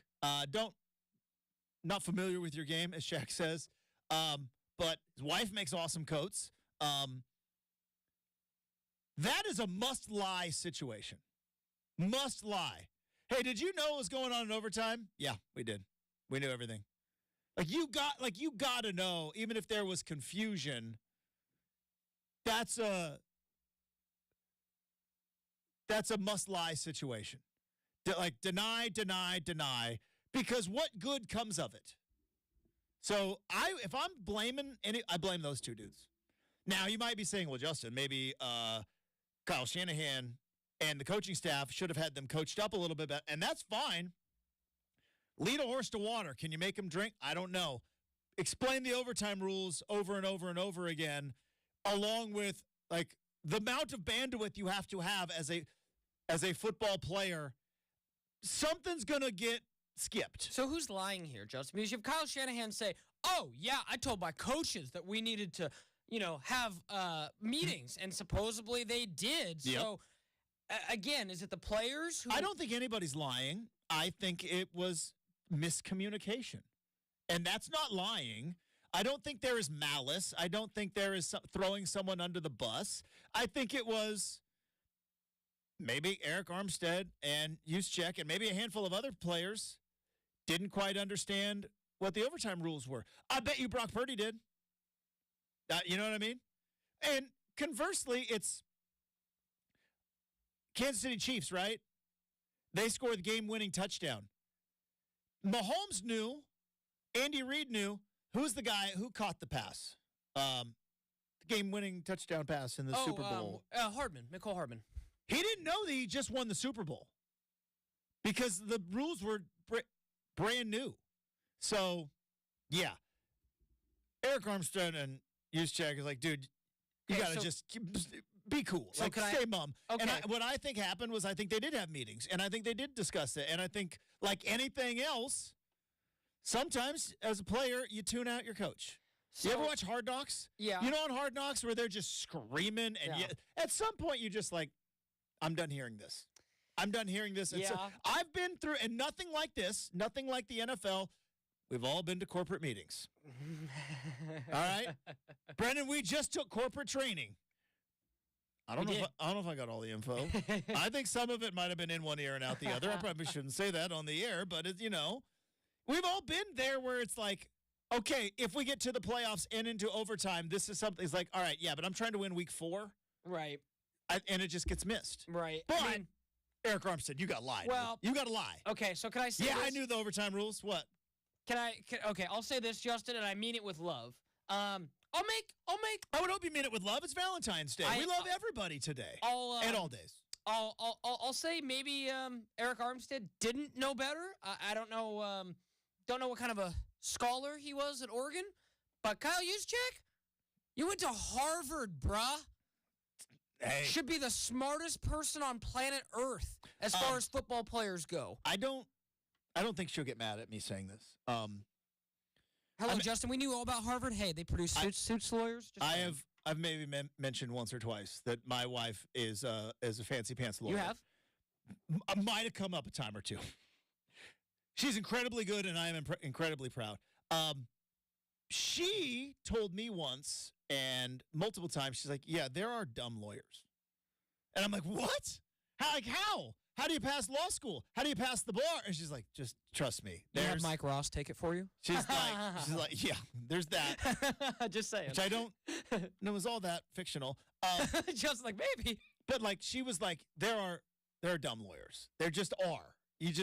And I'm like, there's no way. It's like, I'm pretty sure that, like, not dumb, but like, not everybody from Harvard is, who's the most famous Harvard, like, you know what I mean? It's a great question. Probably someone who's been president at some point. Like, Harvard produces a lot of, Harvard and Yale, most of our presidents go there. Maybe someone who's in charge of but, who knows? Any CEOs? Steve Ballmer go to Harvard? Maybe. I thought Ballmer was Husky. Was he? I thought he was a Husky. Washington. Regardless. But like, not every person from Harvard's a Rhodes Scholar. Oh, yeah, he did go to Harvard. I knew I was right. Yep. Ballmer did? Yeah. He didn't go to Washington? Let's see. Born in Detroit, went to Harvard. All right. So it's just he moved out here. But yeah, it's like everybody goes to Harvard, man. Yeah. But that all being said, Justin, like, it's just a bad look. Like, it looks like I said, you got to lie. It looks to me like it's kind of coming off as an excuse, like I mentioned briefly yesterday, and it's like, y'all, it went to overtime. Mahomes won. Like, you guys couldn't stop it. Let me just say, I'm going to be a bit of a hypocrite here. But, again, welcome to the show. I love it when players are honest because it gives us stuff to talk about. And we make jokes about Captain Cliche and, Captain Coach speak and all that stuff. And, just trying to win the day. And just every once in a while, you got to do it. Every once in a while, you got to just be like, hey, yep, overtime. Here's my one question. Hypothetical, we're never going to know.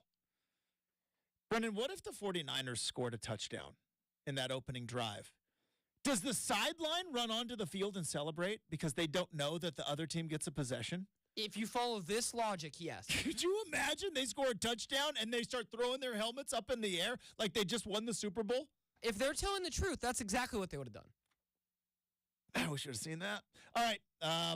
Fantastic make or miss. Coming up, stuff I saw on the internet. Fun little segment that we're still working with. But yeah, stuff I saw on the internet, plus Tyson Alger. But before we do that, I want to tell you about our good friends at DeBella. That's right, DeBella, the official home improvement partner of the Portland Timbers, who is your Oregon roofing, siding, windows, and bath experts. That's right, they are experts. These guys are not the dumb kid in the class. These are the smart kid, front of the class, head of the class. Why? 15,000 5-star reviews. That's why. They don't let you do 6-star reviews. They got 15,000 5-star reviews on Google. They have award-winning customer service experiences. They've received accolades from Angie's List, Home Advisors. They've been featured on Better Homes and Gardens, Real Simple, and HGTV. I love HGTV. So right now, you can get upgrades to your roofing, your windows, your siding, your bathroom. Plus, you can save money with updating your roof to solar shingles. You could potentially pay for the roof with savings and with federal or state incentives. All you got to do is contact DeBella for all the details, plus get an easy and free estimate that is convenient to a time that you choose. Plus, now is the perfect time to connect with DeBella because you can get zero down and no payments until 2025. That's, of course, on approved credit, but zero down and no payments until 2025. Check out DeBella for a free, no-obligation appointment, roofing, windows, siding, bath renovations. DeBella, the official home improvement partner of the Portland Timbers.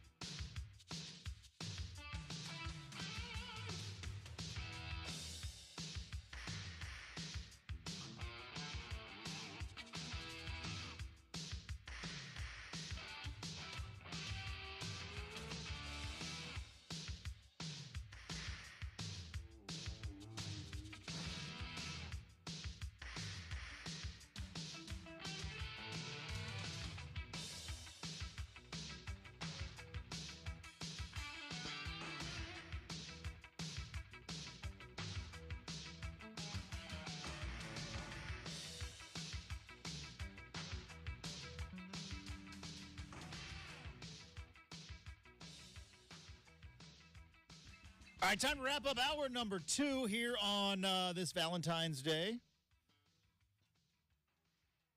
Appreciate all the love that we get from the listening audience, and hopefully we give that back to you each and every day. We love that you hang out with us all the time, whether it's just a couple of minutes here or there, whether you are, a 3-hour grinder.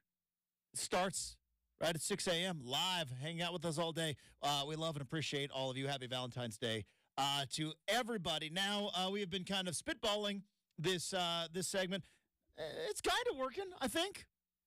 But I have titled it Stuff I Saw on the Internet because, well, that's what this is. This is stuff I saw on the Internet, and with a lot of stuff with the Super Bowl, clearly a lot of stuff with Patrick Mahomes and Andy Reid and Travis and Taylor. All right, there's a lot of stuff going on in our worlds and on the interwebs. But in all of that mess, we saw the golf world.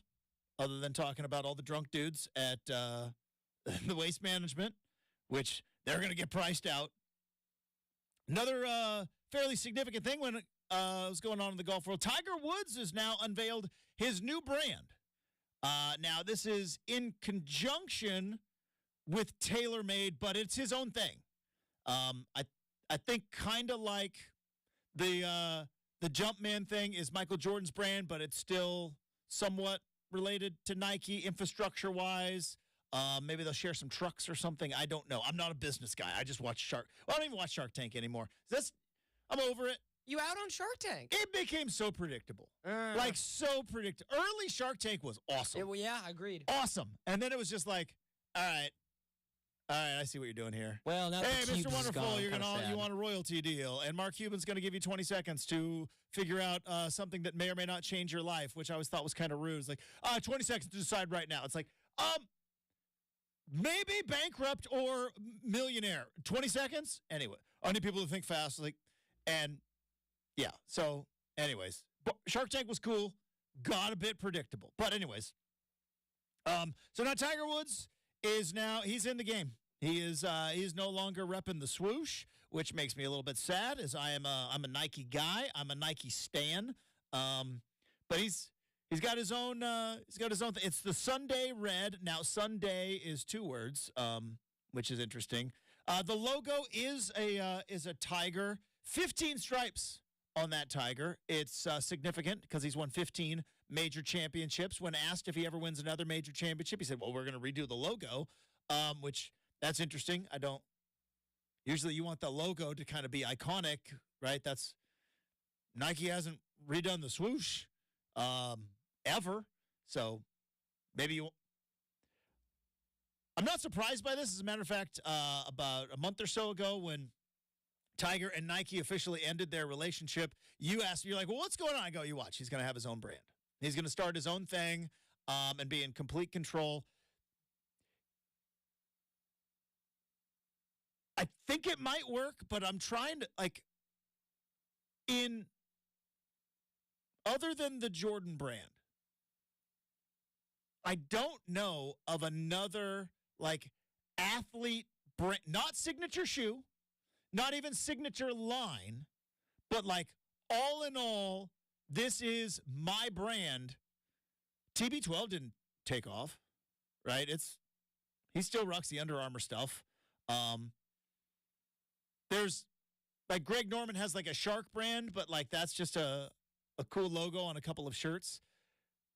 I'm very curious to see if this becomes a thing. In and around golf courses. Stuff looks cool. Looks very similar to Nike stuff, if you ask me. It looks like the hat and the shirt that I saw and the hoodie. Why do you think it looks an awful lot like Nike stuff? Yeah, why do you think he didn't want to be like Jordan and make a Tiger brand specifically? And I mean, was it really wanting to walk away from Nike? Is it the fact that most of the people, a.k.a. Phil, who was there when he first started, aren't maybe in the company anymore? I mean, it just seems, let me put it this way. If LeBron or Serena ended their relationship with Nike as well and then started their own clothing brand, I'd be like, that's not the best look for Nike if it happens with more than one guy. Right. Like Tiger, I get, but you get what I'm getting at? Like, you don't want guys to peak and then be like, yeah, see you, Nike, and leave. You know what I mean? Like, Tiger is Nike. Here's what I'm curious of. I don't know enough about business to really even make an educated statement here, but I'm going to guess. Why? Because why not? I don't know enough about basketball, yet I keep throwing out those hot takes. Jordan and the Jordan brand has a place in culture. It just does. Hey, are those Jordans? When you go out on the golf course and you're wearing Tiger Woods' signature stuff, it's not the same. Do you know what I mean? It's not. Hey, are those Tigers? No. It's not the same as Jordan's, right? Jordan, is in terms of product and a place in the cultural world. A unicorn? Unicorn. Yeah. That's why LeBron doesn't have his own line. I think LeBron sold the second most shoes in Nike history, right? LeBron's shoes are cool. Kobe's, they've got like a whole, but they're not Jordans. And I wonder if Tiger Woods said, "Yeah, I want the Jordan deal," and Nike probably looked at the numbers and was like, "The numbers aren't there, dude. They're not." Golf apparel is at X amount of money, and TaylorMade was like, "Well, we're a golf company. Yeah, we're gonna help you out." That's what I would guess. Yeah, it's just I don't interesting know, to me. but I would guess. There's a handful of golfers, like I mentioned, Greg Norman's got his own products. Jack Nicklaus has his own products, right? He's got the Golden Bear stuff. Like there's a handful, but like none of them have really caught on like mainstream. But again, none of those guys are Tiger Woods. I'm curious, like by June, when the weather gets nice and I go out golfing, like how many people are going to be rocking the Sunday red? More than you think or less than you think? I don't know. Are there going to be more Sunday red or are there going to be more Nike swooshes? I bet there's more Nike swooshes. That's all I'm saying. All right. We have got a whole third hour. Tyson Alger on the big show. We have got the RCM mailbag. A potential vote coming up with the college football playoff. Some Super Bowl mop-up stuff still. Go nowhere. 620 Rip City Radio.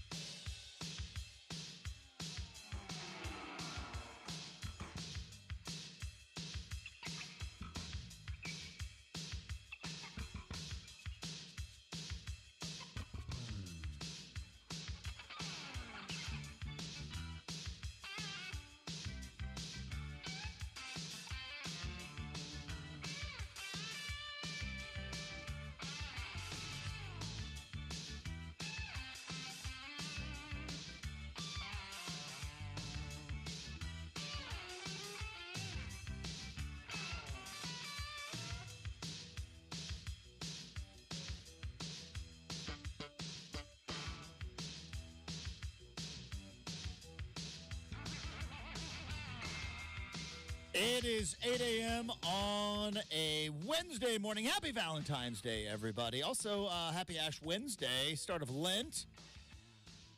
Portland Trailblazers, maybe try to win a couple times in the next 40 days.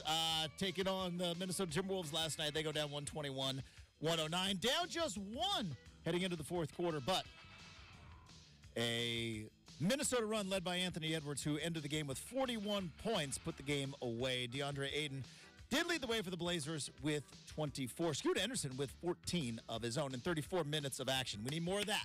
We need more of that. Blazers continue their back-to-back with Minnesota as they tip it off on Thursday. College Football Playoff Committee set to vote on a 5+7 model for the upcoming 12-team college football playoff. That vote scheduled on February 20th. It sounds like Oregon State and Washington State were the ones holding up the process. We're not holding up the process. Tyson Alger joins the show in 20 minutes. We got the RCM mailbag, plus an interesting beef with Nurk and Draymond. 620 Rip City Radio.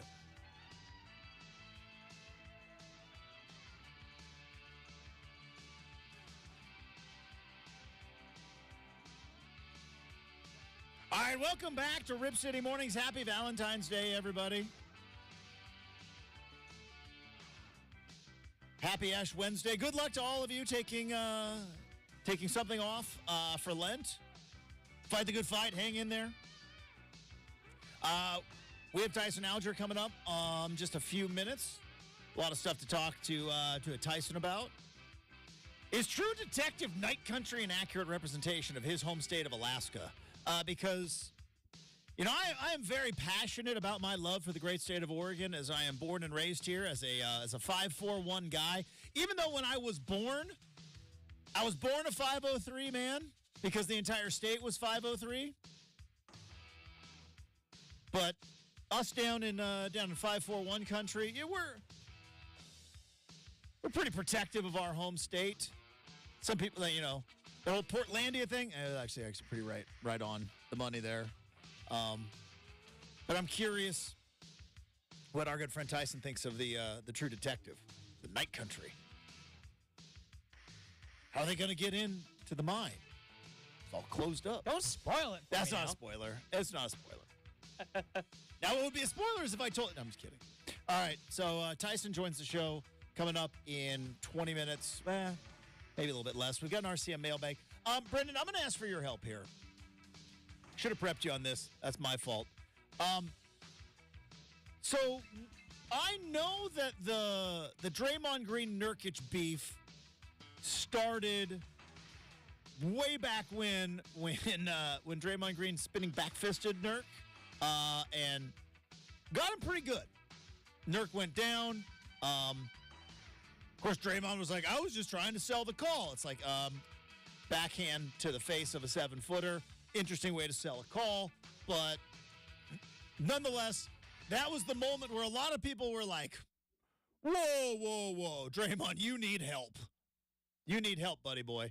And the NBA came in and said, all right, you're suspended indefinitely. What does that mean? Well, if you go and you take care of some things and you get some counseling and you go maybe dial it back a notch or two, then we'll let you come back and play basketball. And it seemed to kind of be working. But now he's back to being mad again. So he was screaming at Kevin Durant, his former teammate. And obviously they had a beef way back in the day that a lot of people claim is the reason why Kevin Durant left. I still believe it was because it was never going to be his team. It was going to be Steph's team. And then Kevin Durant was like, I can go to Brooklyn and that can be my team. And Kyrie Irving was like, no, you can't. Watch this nonsense I'm going to pull off. And then they're going to get James Harden. He's going to be like, watch this nonsense I'm going to pull off. And finally, I think Kevin Durant was like, all right, fine. Don't care. Just give me to Phoenix. And so that was the Durant and Draymond type of. What's the newest version of this this Nurkic Draymond Green beef? Because I saw Nurk came out and said yeah, I hope he gets the help he needs. And then when Draymond went on his podcast, which again, not going to get triggered by podcasts. I'm not today. It's Valentine's Day. It's about love. But are you up to date on what's the newest version of this beef? What did I miss? Draymond said that, Nurkic was a 300-pound softie, and then, Nurkic came back out and said, he didn't learn anything during his, suspension. Now that he's not on my team, I can be overly critical, so clear the way, Justin. Within rights, this is Draymond. It's what he's allowed to be. He's a 4-time champion. Nurk, in the words of Dan Lanning, I can't remember any time you've won anything. Yeah, there's something there. Back off, man. I'm just being honest. You just can't. You want to do it once, fine. But to sit there and criticize somebody who's been one of the best winners of the NBA the last decade, while you haven't done squat and you've been the guy who's thrown up little bunnies at the rim and not even been able to dunk a basketball? Yeah, dude, this has been my criticisms on Nurk. I watched I'm riding for Draymond. The first 5 minutes of that game last night before I flipped it over to the Blazer game. And I watched Phoenix start off the game. I'm like, Nurk just missed 2 layups in 5 minutes. And turned and yelled at the ref and threw up his hands. That's the funny thing about all this. Did anybody honestly believe that Draymond Green was going to change his ways? He punched his own teammate out, and they were like, all right, don't do that anymore. All right, fine, but I'm just going to sell it. The amount of times that Draymond Green has been able to just kind of go through the hoops, it's the NBA and the NBA universe is Charlie Brown, and Draymond Green is Lucy with the football. It is. It's like, hey, Draymond, don't do that anymore. We're going to kick you out of... Remember when he got kicked out of training camp after knocking out Jordan Poole? Now, Jordan Poole has never really recovered from that, which is fascinating. Because remember when Jordan Poole was really good at basketball, and then Draymond Green knocked the basketball out of him? Because he has stunk ever since. Yeah, when Jordan Poole was, talking to very famous women courtside and that whole... Who was he talking to? I believe that was Kendall Jenner. Was it one of the Jenners? If I remember correctly. All right. He was shooting a shot, both on the court and... Yeah, and that very famous, meme that he had of his face. Yeah, so, that finals against Boston, when they won, I remember him hitting Curry shots, and it was like, whoa, okay. Then Draymond Green knocked the basketball out of him. He did. There's probably other factors in there as well.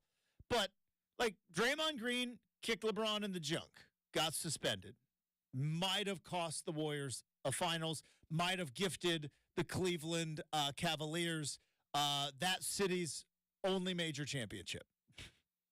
And then the NBA was like, yeah, you can't do that. See, you got suspended. Hope you learned your lesson. And Draymond was like, yeah, no. Not going to learn my lesson. I'm going to fight with Kevin Durant, and the Warriors are going to be like, fine. We're not going to do anything to step in. And, it's kind of my one criticism of Steve Kerr. Now, maybe it's a silly criticism, but it's because he keeps winning, and he's got 4 rings, and so he's like, yeah, you can take your criticism and shove it and see my rings as a coach. But, it's at some point, don't you got to be like, hey, there's a hierarchy here, Draymond, and you ain't it. But he knocked out Jordan Poole. They were like, no more training camp for you. Okay, I'm going to go away. Can I still come back and get my ring at the ring ceremony and still play in all the games and still get an extension for about $25 million per year at my age for the next 4 years? Yeah, we're going to do all that. Just you can't come to training camp anymore. All right, am I going to just loom over Jordan Poole this entire time and have completely disrupt what is potentially an up-and-coming career? Yeah. You already run out Kevin Durant. Might as well run out Jordan Poole while you're at it. Cool. Got it.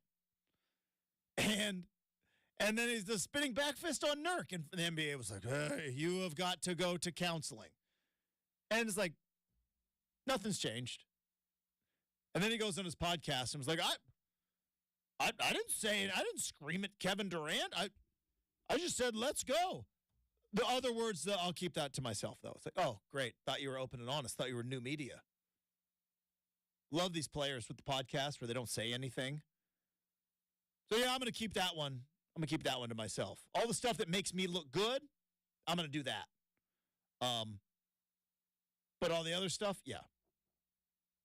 That ain't going to happen. So, yeah, that's interesting beef there. It's your team Draymond, though. Winners get sprinkles. Winners get to punch people in the face. Not exactly that far. Yeah, not but so in terms much. of this beef, like... Yeah, like if we remember...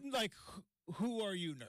Yeah, like if we remember correctly, like I absolutely disavow when Draymond Green punched the heck out of Jordan Poole. And that was a sucker punch, and it was, not uncalled for and all that. But specifically this, like we know what Draymond's antics are. And I'm not saying that because we know and we're like desensitized to it that it makes it okay.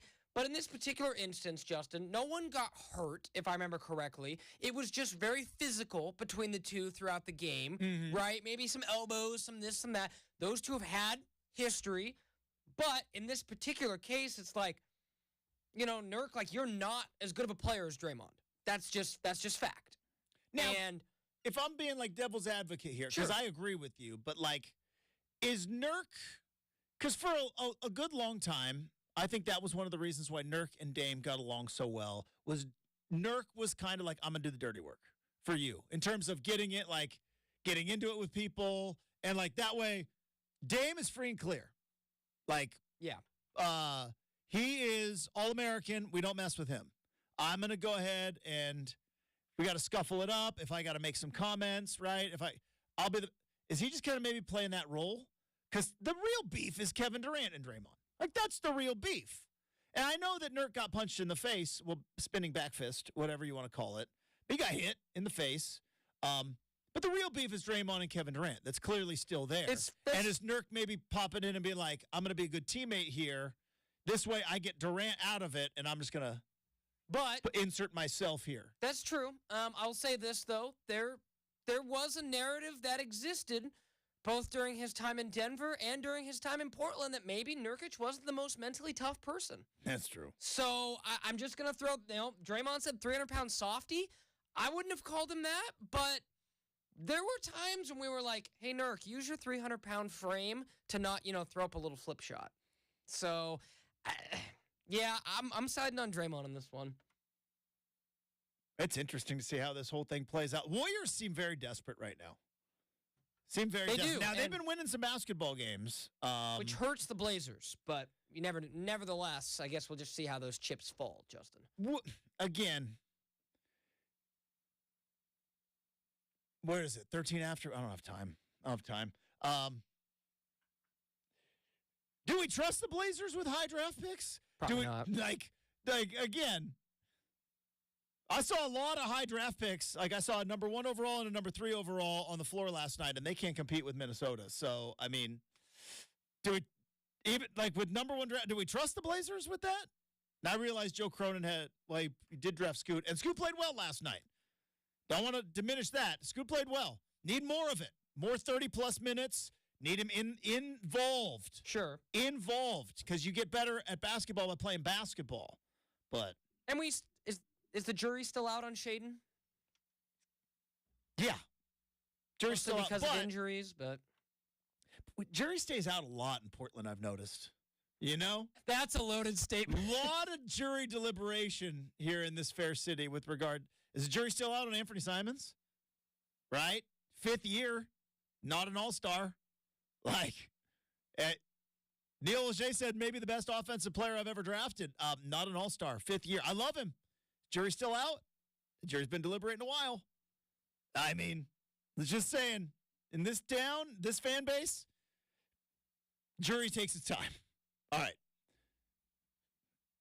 Jury still might be out on CJ, I think. Ouch.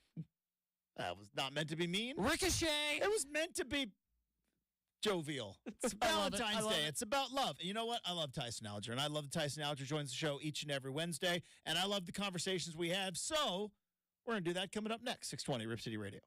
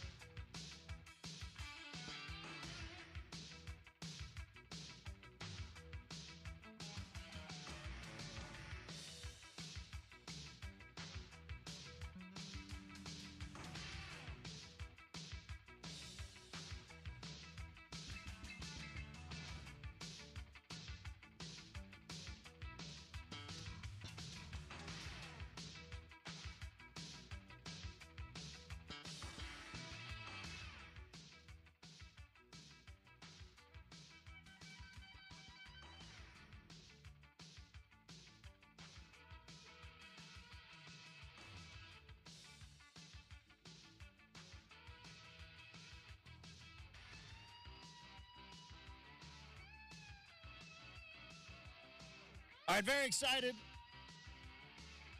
to bring on friend of the program in his normal Wednesday spot. It is Valentine's Day. It is all about love, and I love these conversations that I get to have each and every week with our good friend Tyson Alger. He is the CEO, the head writer, owner, operator of the I-5 corridor, back on the big show. Tyson, good morning. How are we doing, bud? Good morning, beautiful. Happy Valentine's Day. I mean, it's just there's love all around us, and you know what? With so much love in the air, Tyson, why do we have to bring all this negativity in the world? So is the Nothing But Love Wednesday on the show. Exactly. How are you doing, man? I'm doing fantastic. Now, that being said, probably going to talk about some stuff over the next 20 minutes that maybe isn't so loving. But let's start with this. I am very protective of my home state here, the great state of Oregon, in terms of the way it is portrayed in pop culture. And I am wondering, because I am all in. I'm all in on the True Detective, the Night Country. And it is obviously based in your home state of Alaska. Have you been watching the True Detective? I know you tweeted about it, so I'm assuming you have. And how accurate is the Night Country True Detective in terms of what life is like clearly in Alaska? You know, where they're depicting it is essentially like up on the North Slope, which is supposed to be like, you know, that'd be about a 4-hour flight from where I grew up. It's a large state, Justin. Big state, and the yeah. In the first few episodes of it, I was actually thoroughly impressed with how they kind of depicted like very small town Alaska life. But then like I feel like they've like this last episode, like there's like a full on like riot squad. Like where did that come from? Yeah. Like this whole town has been kind of like pictured as like having like a couple police officers, a couple deputies. But like there's a full on ice rink, like there's a full on riot squad. Like they're not celebrating New Year. I don't know. Like I feel like the show has kind of gone off the rails in like a couple of respects. But the last 15 minutes were a lot of adrenaline. So I'm in for the finale, but I feel like it's quite a fictionalized Alaska town at this point. I mean, it's something that like I can recognize with regard to a TV show. It gets me every time, but it's like, yeah, this show is 45 minutes. All right, there's about 38 minutes of crap, right? Don't really need a lot of it, and then it's like, oh, last 8 minutes. Hey, there we go, and the story finally moves along, and then I'm like, all right, I'm hooked. Give me the scenes from next week, and we're gonna make it all the way to the end. But I'm very confused. I don't want to spoil it for anybody, but I am incredibly confused as to what's going on and like what exactly we're investigating.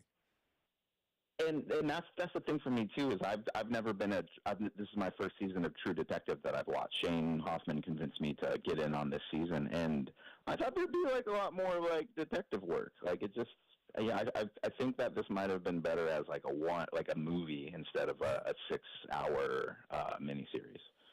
I'm with you. But you know what? Maybe we'll see how it ends. Because, you know, just like the Super Bowl, watch this transition, right? You're a professional. Because the Super Bowl was about 2.5, almost 3/4 of boring football. And then it's close at the end. Patrick Mahomes, and goes to overtime, and all of a sudden it's an all-time classic. But it was a snoozer for a good 3 hours there of real time. The thing is, though, you know, I traditionally host a Super Bowl party. Didn't this year, was a little bit busy, but I very much remember. Because I'm going to say my email. I mean, I think my email's the same. I didn't. Like Justin, we know your backyard is far nicer than my setup. Like you wouldn't have come anyways. St. John's is a long drive. A long drive from most Super Bowls, I feel like if it's a good first 3/4, it's kind of wasted on you anyways, because you're kind of running around the house. You know, you're eating, you're getting drinks, you're conversating, you're ranking the commercials. So, you know, by the time that this game got good, it was kind of around the time that it needed to be good. So I was thoroughly entertained by the finish of this one. You know, the thing that I am kind of glad, though, is because it was bad for the first 3/4, we're not getting any of that, oh my gosh, it went into overtime, was this the best Super Bowl ever? There's none of that hyperbole this year. It was just, hey, that was a good game. It was a historic win for the Chiefs because of the context and the fact that they're a full-blown dynasty now. 8 out of 10. I'd watch it again. 8 out of 10. Definitely would recommend. It's interesting you mentioned the commercials. Tyson Alger joining us here on 620 Rip City Radio. I know that I think it was earlier last week when it got announced that there's going to be all the streaming families got together and they're like, all right, we're going to put sports all on one. And I'm like, boy, what's the remote control going to look like? What are we ever going to flip channels ever again with streaming? And obviously, just that's the way technology works. And you mentioned ranking the commercials, and I think we're about 2 or 3 years away from where that's not even a thing anymore. I mean, I know the Dunkin' Donuts thing. We didn't need a 4-minute one. I'm just going to say that. The 1-minute one was fine, but the Dunkin' Donuts thing had some staying power. But I mean, I don't know if these kids understand the cultural significance of ranking commercials the Monday after the Super Bowl. I remember watching the '98 Super Bowl with the Broncos and was it the Falcons that year? Yes, Dirty Bird. Yeah, Broncos and Falcons. We had just gotten a new refrigerator in our house, so we had this massive cardboard box. And so my dad brought that downstairs in front of the couch, and so we made a massive basically put all your food spread on the car. You can make a mess, but we also had a permanent marker, and we were ranking the commercials on the box/table as we watched the game. And I think there was some Clydesdale ones that year. I think that might have been the first year for the "Was one." And yeah, that was as big of a part of the game. And I think a lot of people who grew up with that, we still kind of watch and it's got to make sure the volume's up for the commercials. But I think most of them are on the internet a couple weeks before they happen anyways, or B, they come out with an extended cut after the commercial airs that's better than the commercial anyway. So it's just kind of part of what everything else is these days, where it's just more and not that much better.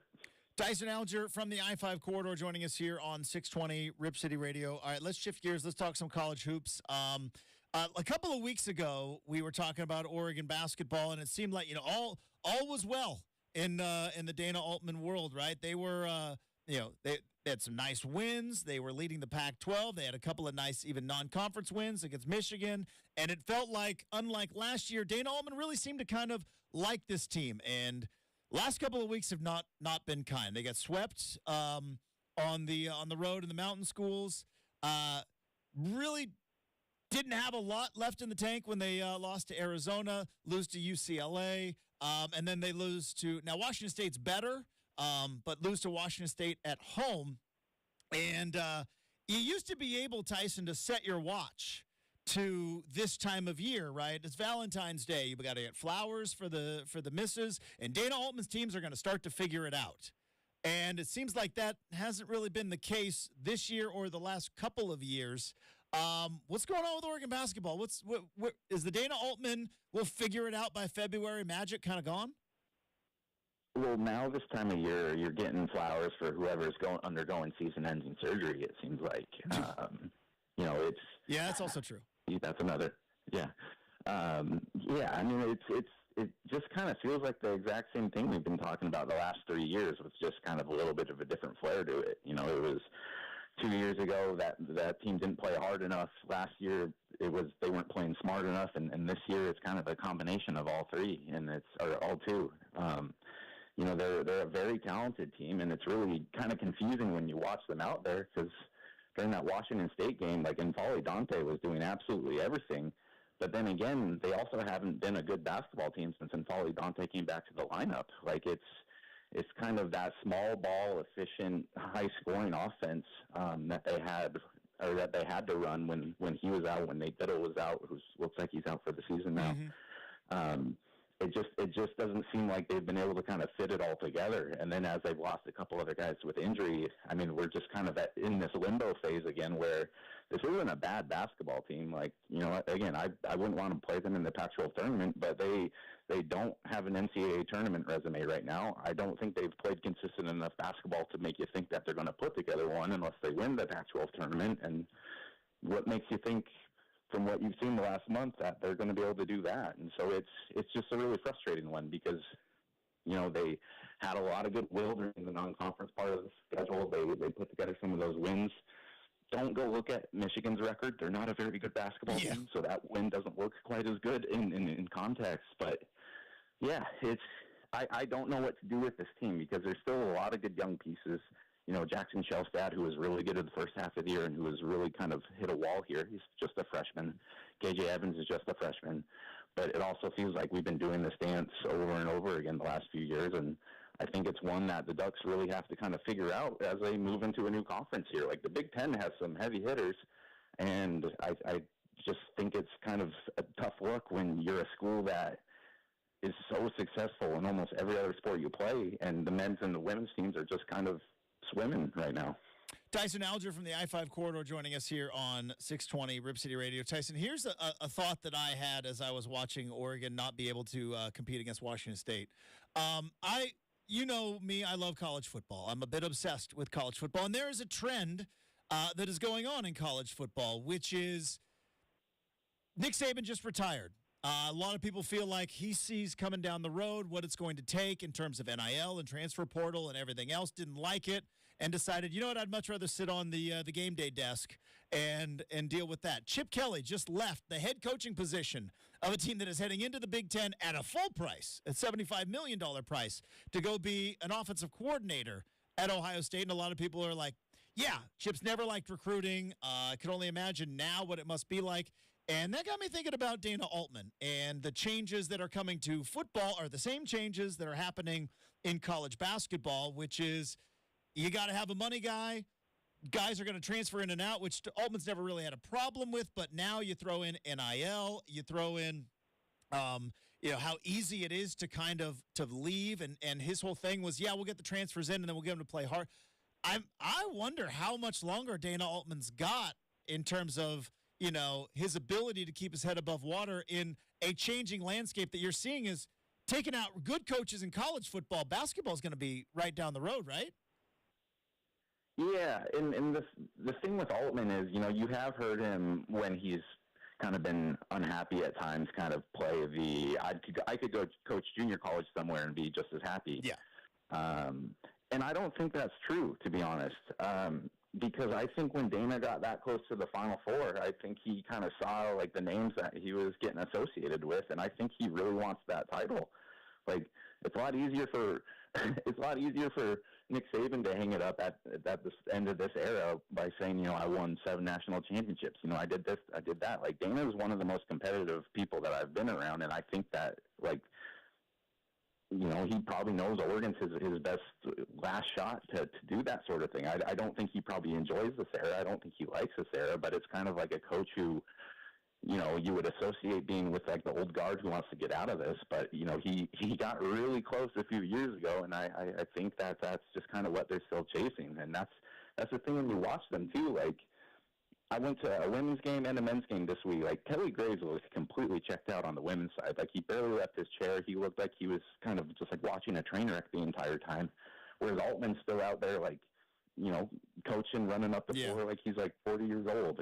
There's a stark difference there. Like, I don't think the want factor has disappeared at all with Altman. It's just been inconsistent results compared to the level of play at which they established for the previous decade.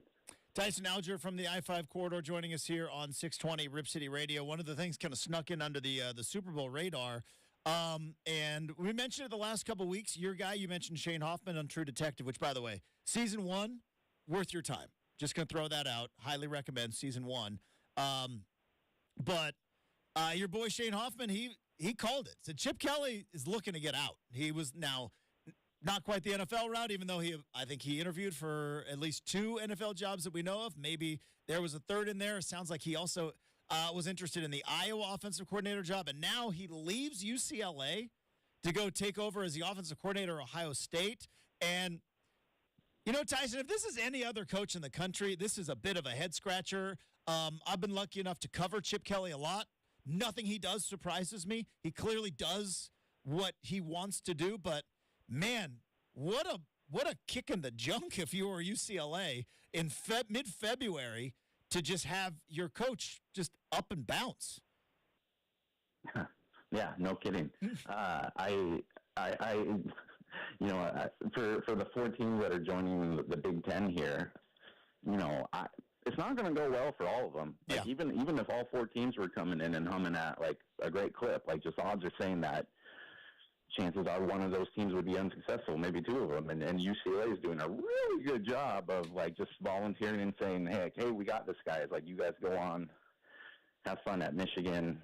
Hey, big games at the big house. That'll be great. We'll man the bottom here. We'll hang out with Rutgers. Yeah, I mean, like, I'm just amazed that their program let that happen because, again, you know, when Shane sent that tweet out, like, it was pretty obvious that Chip was sniffing around, and like that's during signing day, and like it's as you're getting your team ready for spring practice. It's just I have no idea who's running that ship, and it's also fascinating too to just what's Chip Kelly's legacy at this point. Mm-hmm. He had four incredible years at Oregon that might kind of look like it was more like just a perfect time and place than it was like an offensive mastermind. I don't know. Like, what do you think?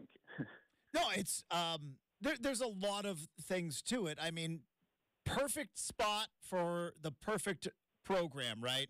That Chip Kelly came in at a time in Oregon as a coordinator in 2007 when Oregon was kind of going through a transition and then took over in 2009.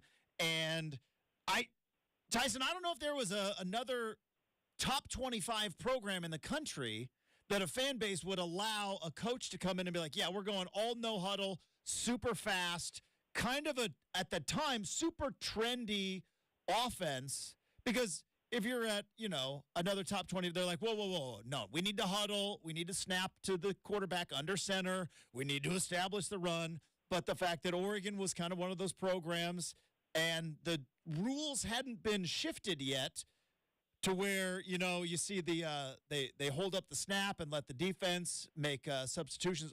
All of that created, like you said, and let's be honest, USC on probation and the aftermath of the Reggie Bush stuff, which is significant, and, you know, Washington not quite figuring it out for a good chunk of those years. You get the magical 4-year run of Chip Kelly, and since then had an okay year his first year in Philly, ultimately got fired, disaster at San Francisco, thought he was going to be the next Nick Saban, right? Failed in the NFL, was going to come back home to college and it'll all work. Hasn't worked at UCLA, and he leaves in February as a head coach to be an offensive coordinator. It's a legacy that is, it's odd, but it feels a lot like not quite a one-hit wonder, but a band that really knocked it out of the park on their first album and never really quite captured that in the second, third, or fourth album. You know what I mean?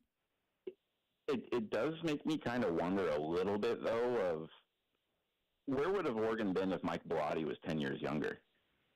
Yeah. And he wasn't retiring at the end of 2008 and handing the keys over. Because in 2007, before Dennis got hurt, that was a team that was reaching as high of highs. It's fascinating. It's really fascinating because I think all the coaches that have come after Chip get the, Chip built that, you know, every bit of Helfrich's success is because of Chip. I think there might have been a little bit of Bellotti success that influenced Chip as well. Well, and you know this because you covered that team, and it was not only Bellotti's help, but it was Steve Greatwood, it was Campbell, it was like there's a legacy coaching staff of 30, 40-plus years there that created the infrastructure, and then Chip walked in and said, guys, what do you think about going fast? And they're like, let's try it out. It'll make for a fascinating article on the I-5 corridor one day. Feature, story, post, whatever you like to call it.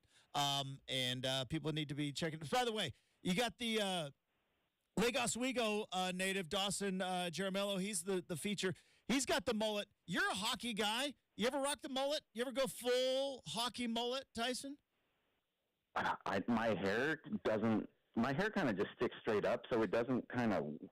It looks more like a chia pet if I were to go that direction. So, like, when we were playing high school and hockey in Alaska, I was happy to cut the mullets, but I was definitely that guy who was like, no, it wouldn't look good on me, guys. Got it. Never the full commitment to the mullet, but you know what? You got the feature there on the I-5 corridor. What do we got coming up? What do we got on the what's coming down the road, as they say, on the corridor?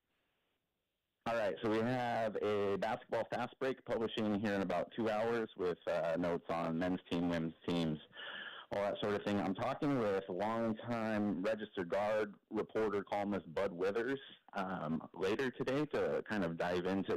We've talked a lot about the end of all the football relationships ending, but the Ducks and Beavers are playing for the last time at Gill this weekend. So going to kind of dive into some of the stories of not just recent Oregon and Oregon State history, but some of those better years when this rivalry was actually pumping. So. There we go. I-5 Corridor, you need to be subscribed to it. You can follow Tyson on X or Twitter at Tyson Alger, and you can hear him each and every Wednesday on this particular program. Tyson, hey, have a terrific week. We'll look forward to talking to you soon, bud. Hey, later, buddy. There you go. Tyson Alger, boys and girls. We have got the RCM mailbag to wrap up the big show next, 620 Rip City Radio.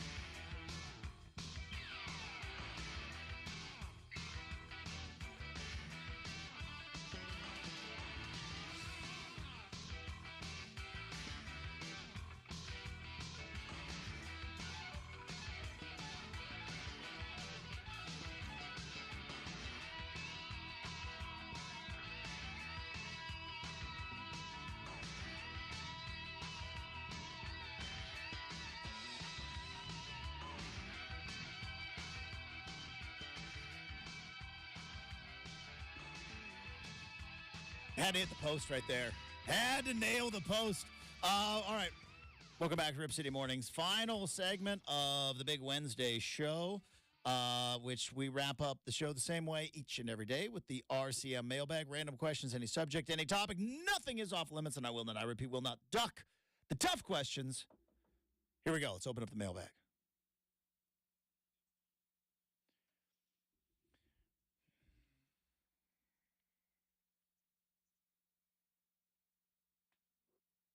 All right, Justin, you get to go back in time and change the outcome of one sporting event. One game. You can change the outcome. So, very simple. A loss means a win or vice versa, and all the butterfly effects that come with it. But you get to go back and change one outcome. Where are you going and why?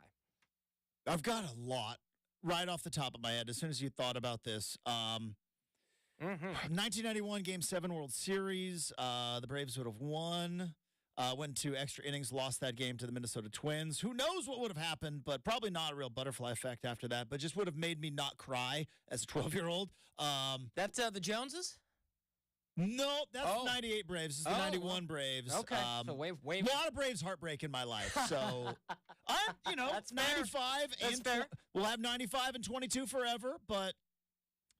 Yeah, 98 Braves. The reason why there's a song about it. 91 Braves, 92 Braves. There's a lot of them. A lot of heartbreak. A lot of heartbreak. 96 Braves. Maybe, boy. So, like, the easy Oregon one is Stanford 2012. If they would have correctly called Zach Ertz out of bounds, as they should have, even though there was replay and they missed it on replay. Thanks a lot, Larry Scott, Pac-12 officiating. Man, that changes so much. I think maybe the biggest butterfly effect, I go back and I change Oregon-Stanford 2012, because if they win that game and then the rest of the outcomes hold serve. Play Notre Dame. They're playing Notre Dame in the national title game, and that was the Manti Te'o Notre Dame team. Manti Te'o was getting catfished at the time. He was not prepared to play against Alabama, let alone against Oregon. And I believe that's the best Oregon team ever. So there's that. Would you take that over just considering that at that moment? Can I go back and change Dennis Dixon's knee in Arizona State 07? I'm surprised you didn't go to 14. And I say that because Oregon was or 10. Oregon was in the national championship game in both those. 12 was a better team, and they still would have had to play the Pac-12 championship, right? Are you familiar with the movie Angels in the Outfield? Of course. Right? Al. Yeah. What did Al say? Championships have to be won legitimately. He can help them in the regular season, but championships have. So in our fun little scenario, I have created the Angels in the Outfield rule of, like, I'll change the regular season because I think the championships should have been won, except for the Braves. I would change the Braves. But those are the ones that come to mind. I already know yours. It's 08 Civil War. It's 08 Civil War. Yeah, that's one. That's yours. Like, you changed that one. Yeah, that's one. That changes everything. How old were you in 08? I was 12. 12-year-old Brendan's on the way to the Rose Bowl. We're big. You'd have probably gone to Disneyland a couple days there, too. Oh, sure. Yeah, absolutely. That one comes to mind. So, 2012, Oregon, they were going to be playing national title game in Miami. Had the trip planned. Done and done. Me and Steve Tannen, who was on earlier. Steve and I are going to Miami, baby. We got the place where we're going to be broadcasting. And you weren't driving this time, right? No, we were flying. It's beautiful. And we had the spot where we were doing the show. Zach Ertz. Yeah, that's fair. I don't think I could probably come up with one for me that's as impactful as just a singular win-loss game than that. Yeah, just one. That's a big one, yeah. Okay, wait, let me ask you this. Which one would you change, 08 or 09? If you could change one, because you had them both. 08. 08? Yeah. Was the one? Because it's at home? At home, roses in the teeth. Oregon couldn't even go if they wanted to. Yeah. Just playing spoiler. You guys could go the next year. Just give us 1 year. No, we let Mark Sanchez go win a Rose Bowl. Bummer. Yeah. But yeah, that's probably it. That's a pretty good one. But yeah, let's go ahead and let's get to another one, Justin. Let's see. This would be a good one. By the way, neither one of us, because I think we blacked it out, neither one of us brought up Game 7 2000 Western Conference Finals. See, I was 4. Oh, okay. Right? I So was that's, not. That's a part of it. Like, and that's a good one. Like, I was 4. I was not. I was in my dorm room at Western Oregon University. Let's go Wolves. And Justin, it was sad. Like, I remember being like really disappointed. Like, even when they were down 2-0, I'm like, oh, the Blazers could still come back and beat the Warriors. But in reality, they weren't winning that series. So I don't remember being super like, oh, we were in the Western Conference, like that heartbreak because the Warriors just swept them out of the playoffs. In 19. But yeah, but 2000. Yeah, that's probably a good one. We don't bring up that one. But yeah, actually, Justin, we ended up filibustering to another one. So I thought like as we're sitting there talking about, I'm like, there is a big elephant in this room on Rip City Radio, on Rip City mornings, that 2000 like Western Conference Finals that we just. Boy, what does that do for the Kobe Shaq dynasty? What does that do for the butterfly effect? But we don't talk about it. Don't talk about it. All right. Thanks to Tyson Alger from the I-5 corridor. Thanks to super producer Brenden. Thanks to all of you. Happy Valentine's Day, everybody. Have a terrific day. Don't forget the flowers, fellas. Trust me on that one. Talk to you tomorrow morning, 6:20, Rip City Radio.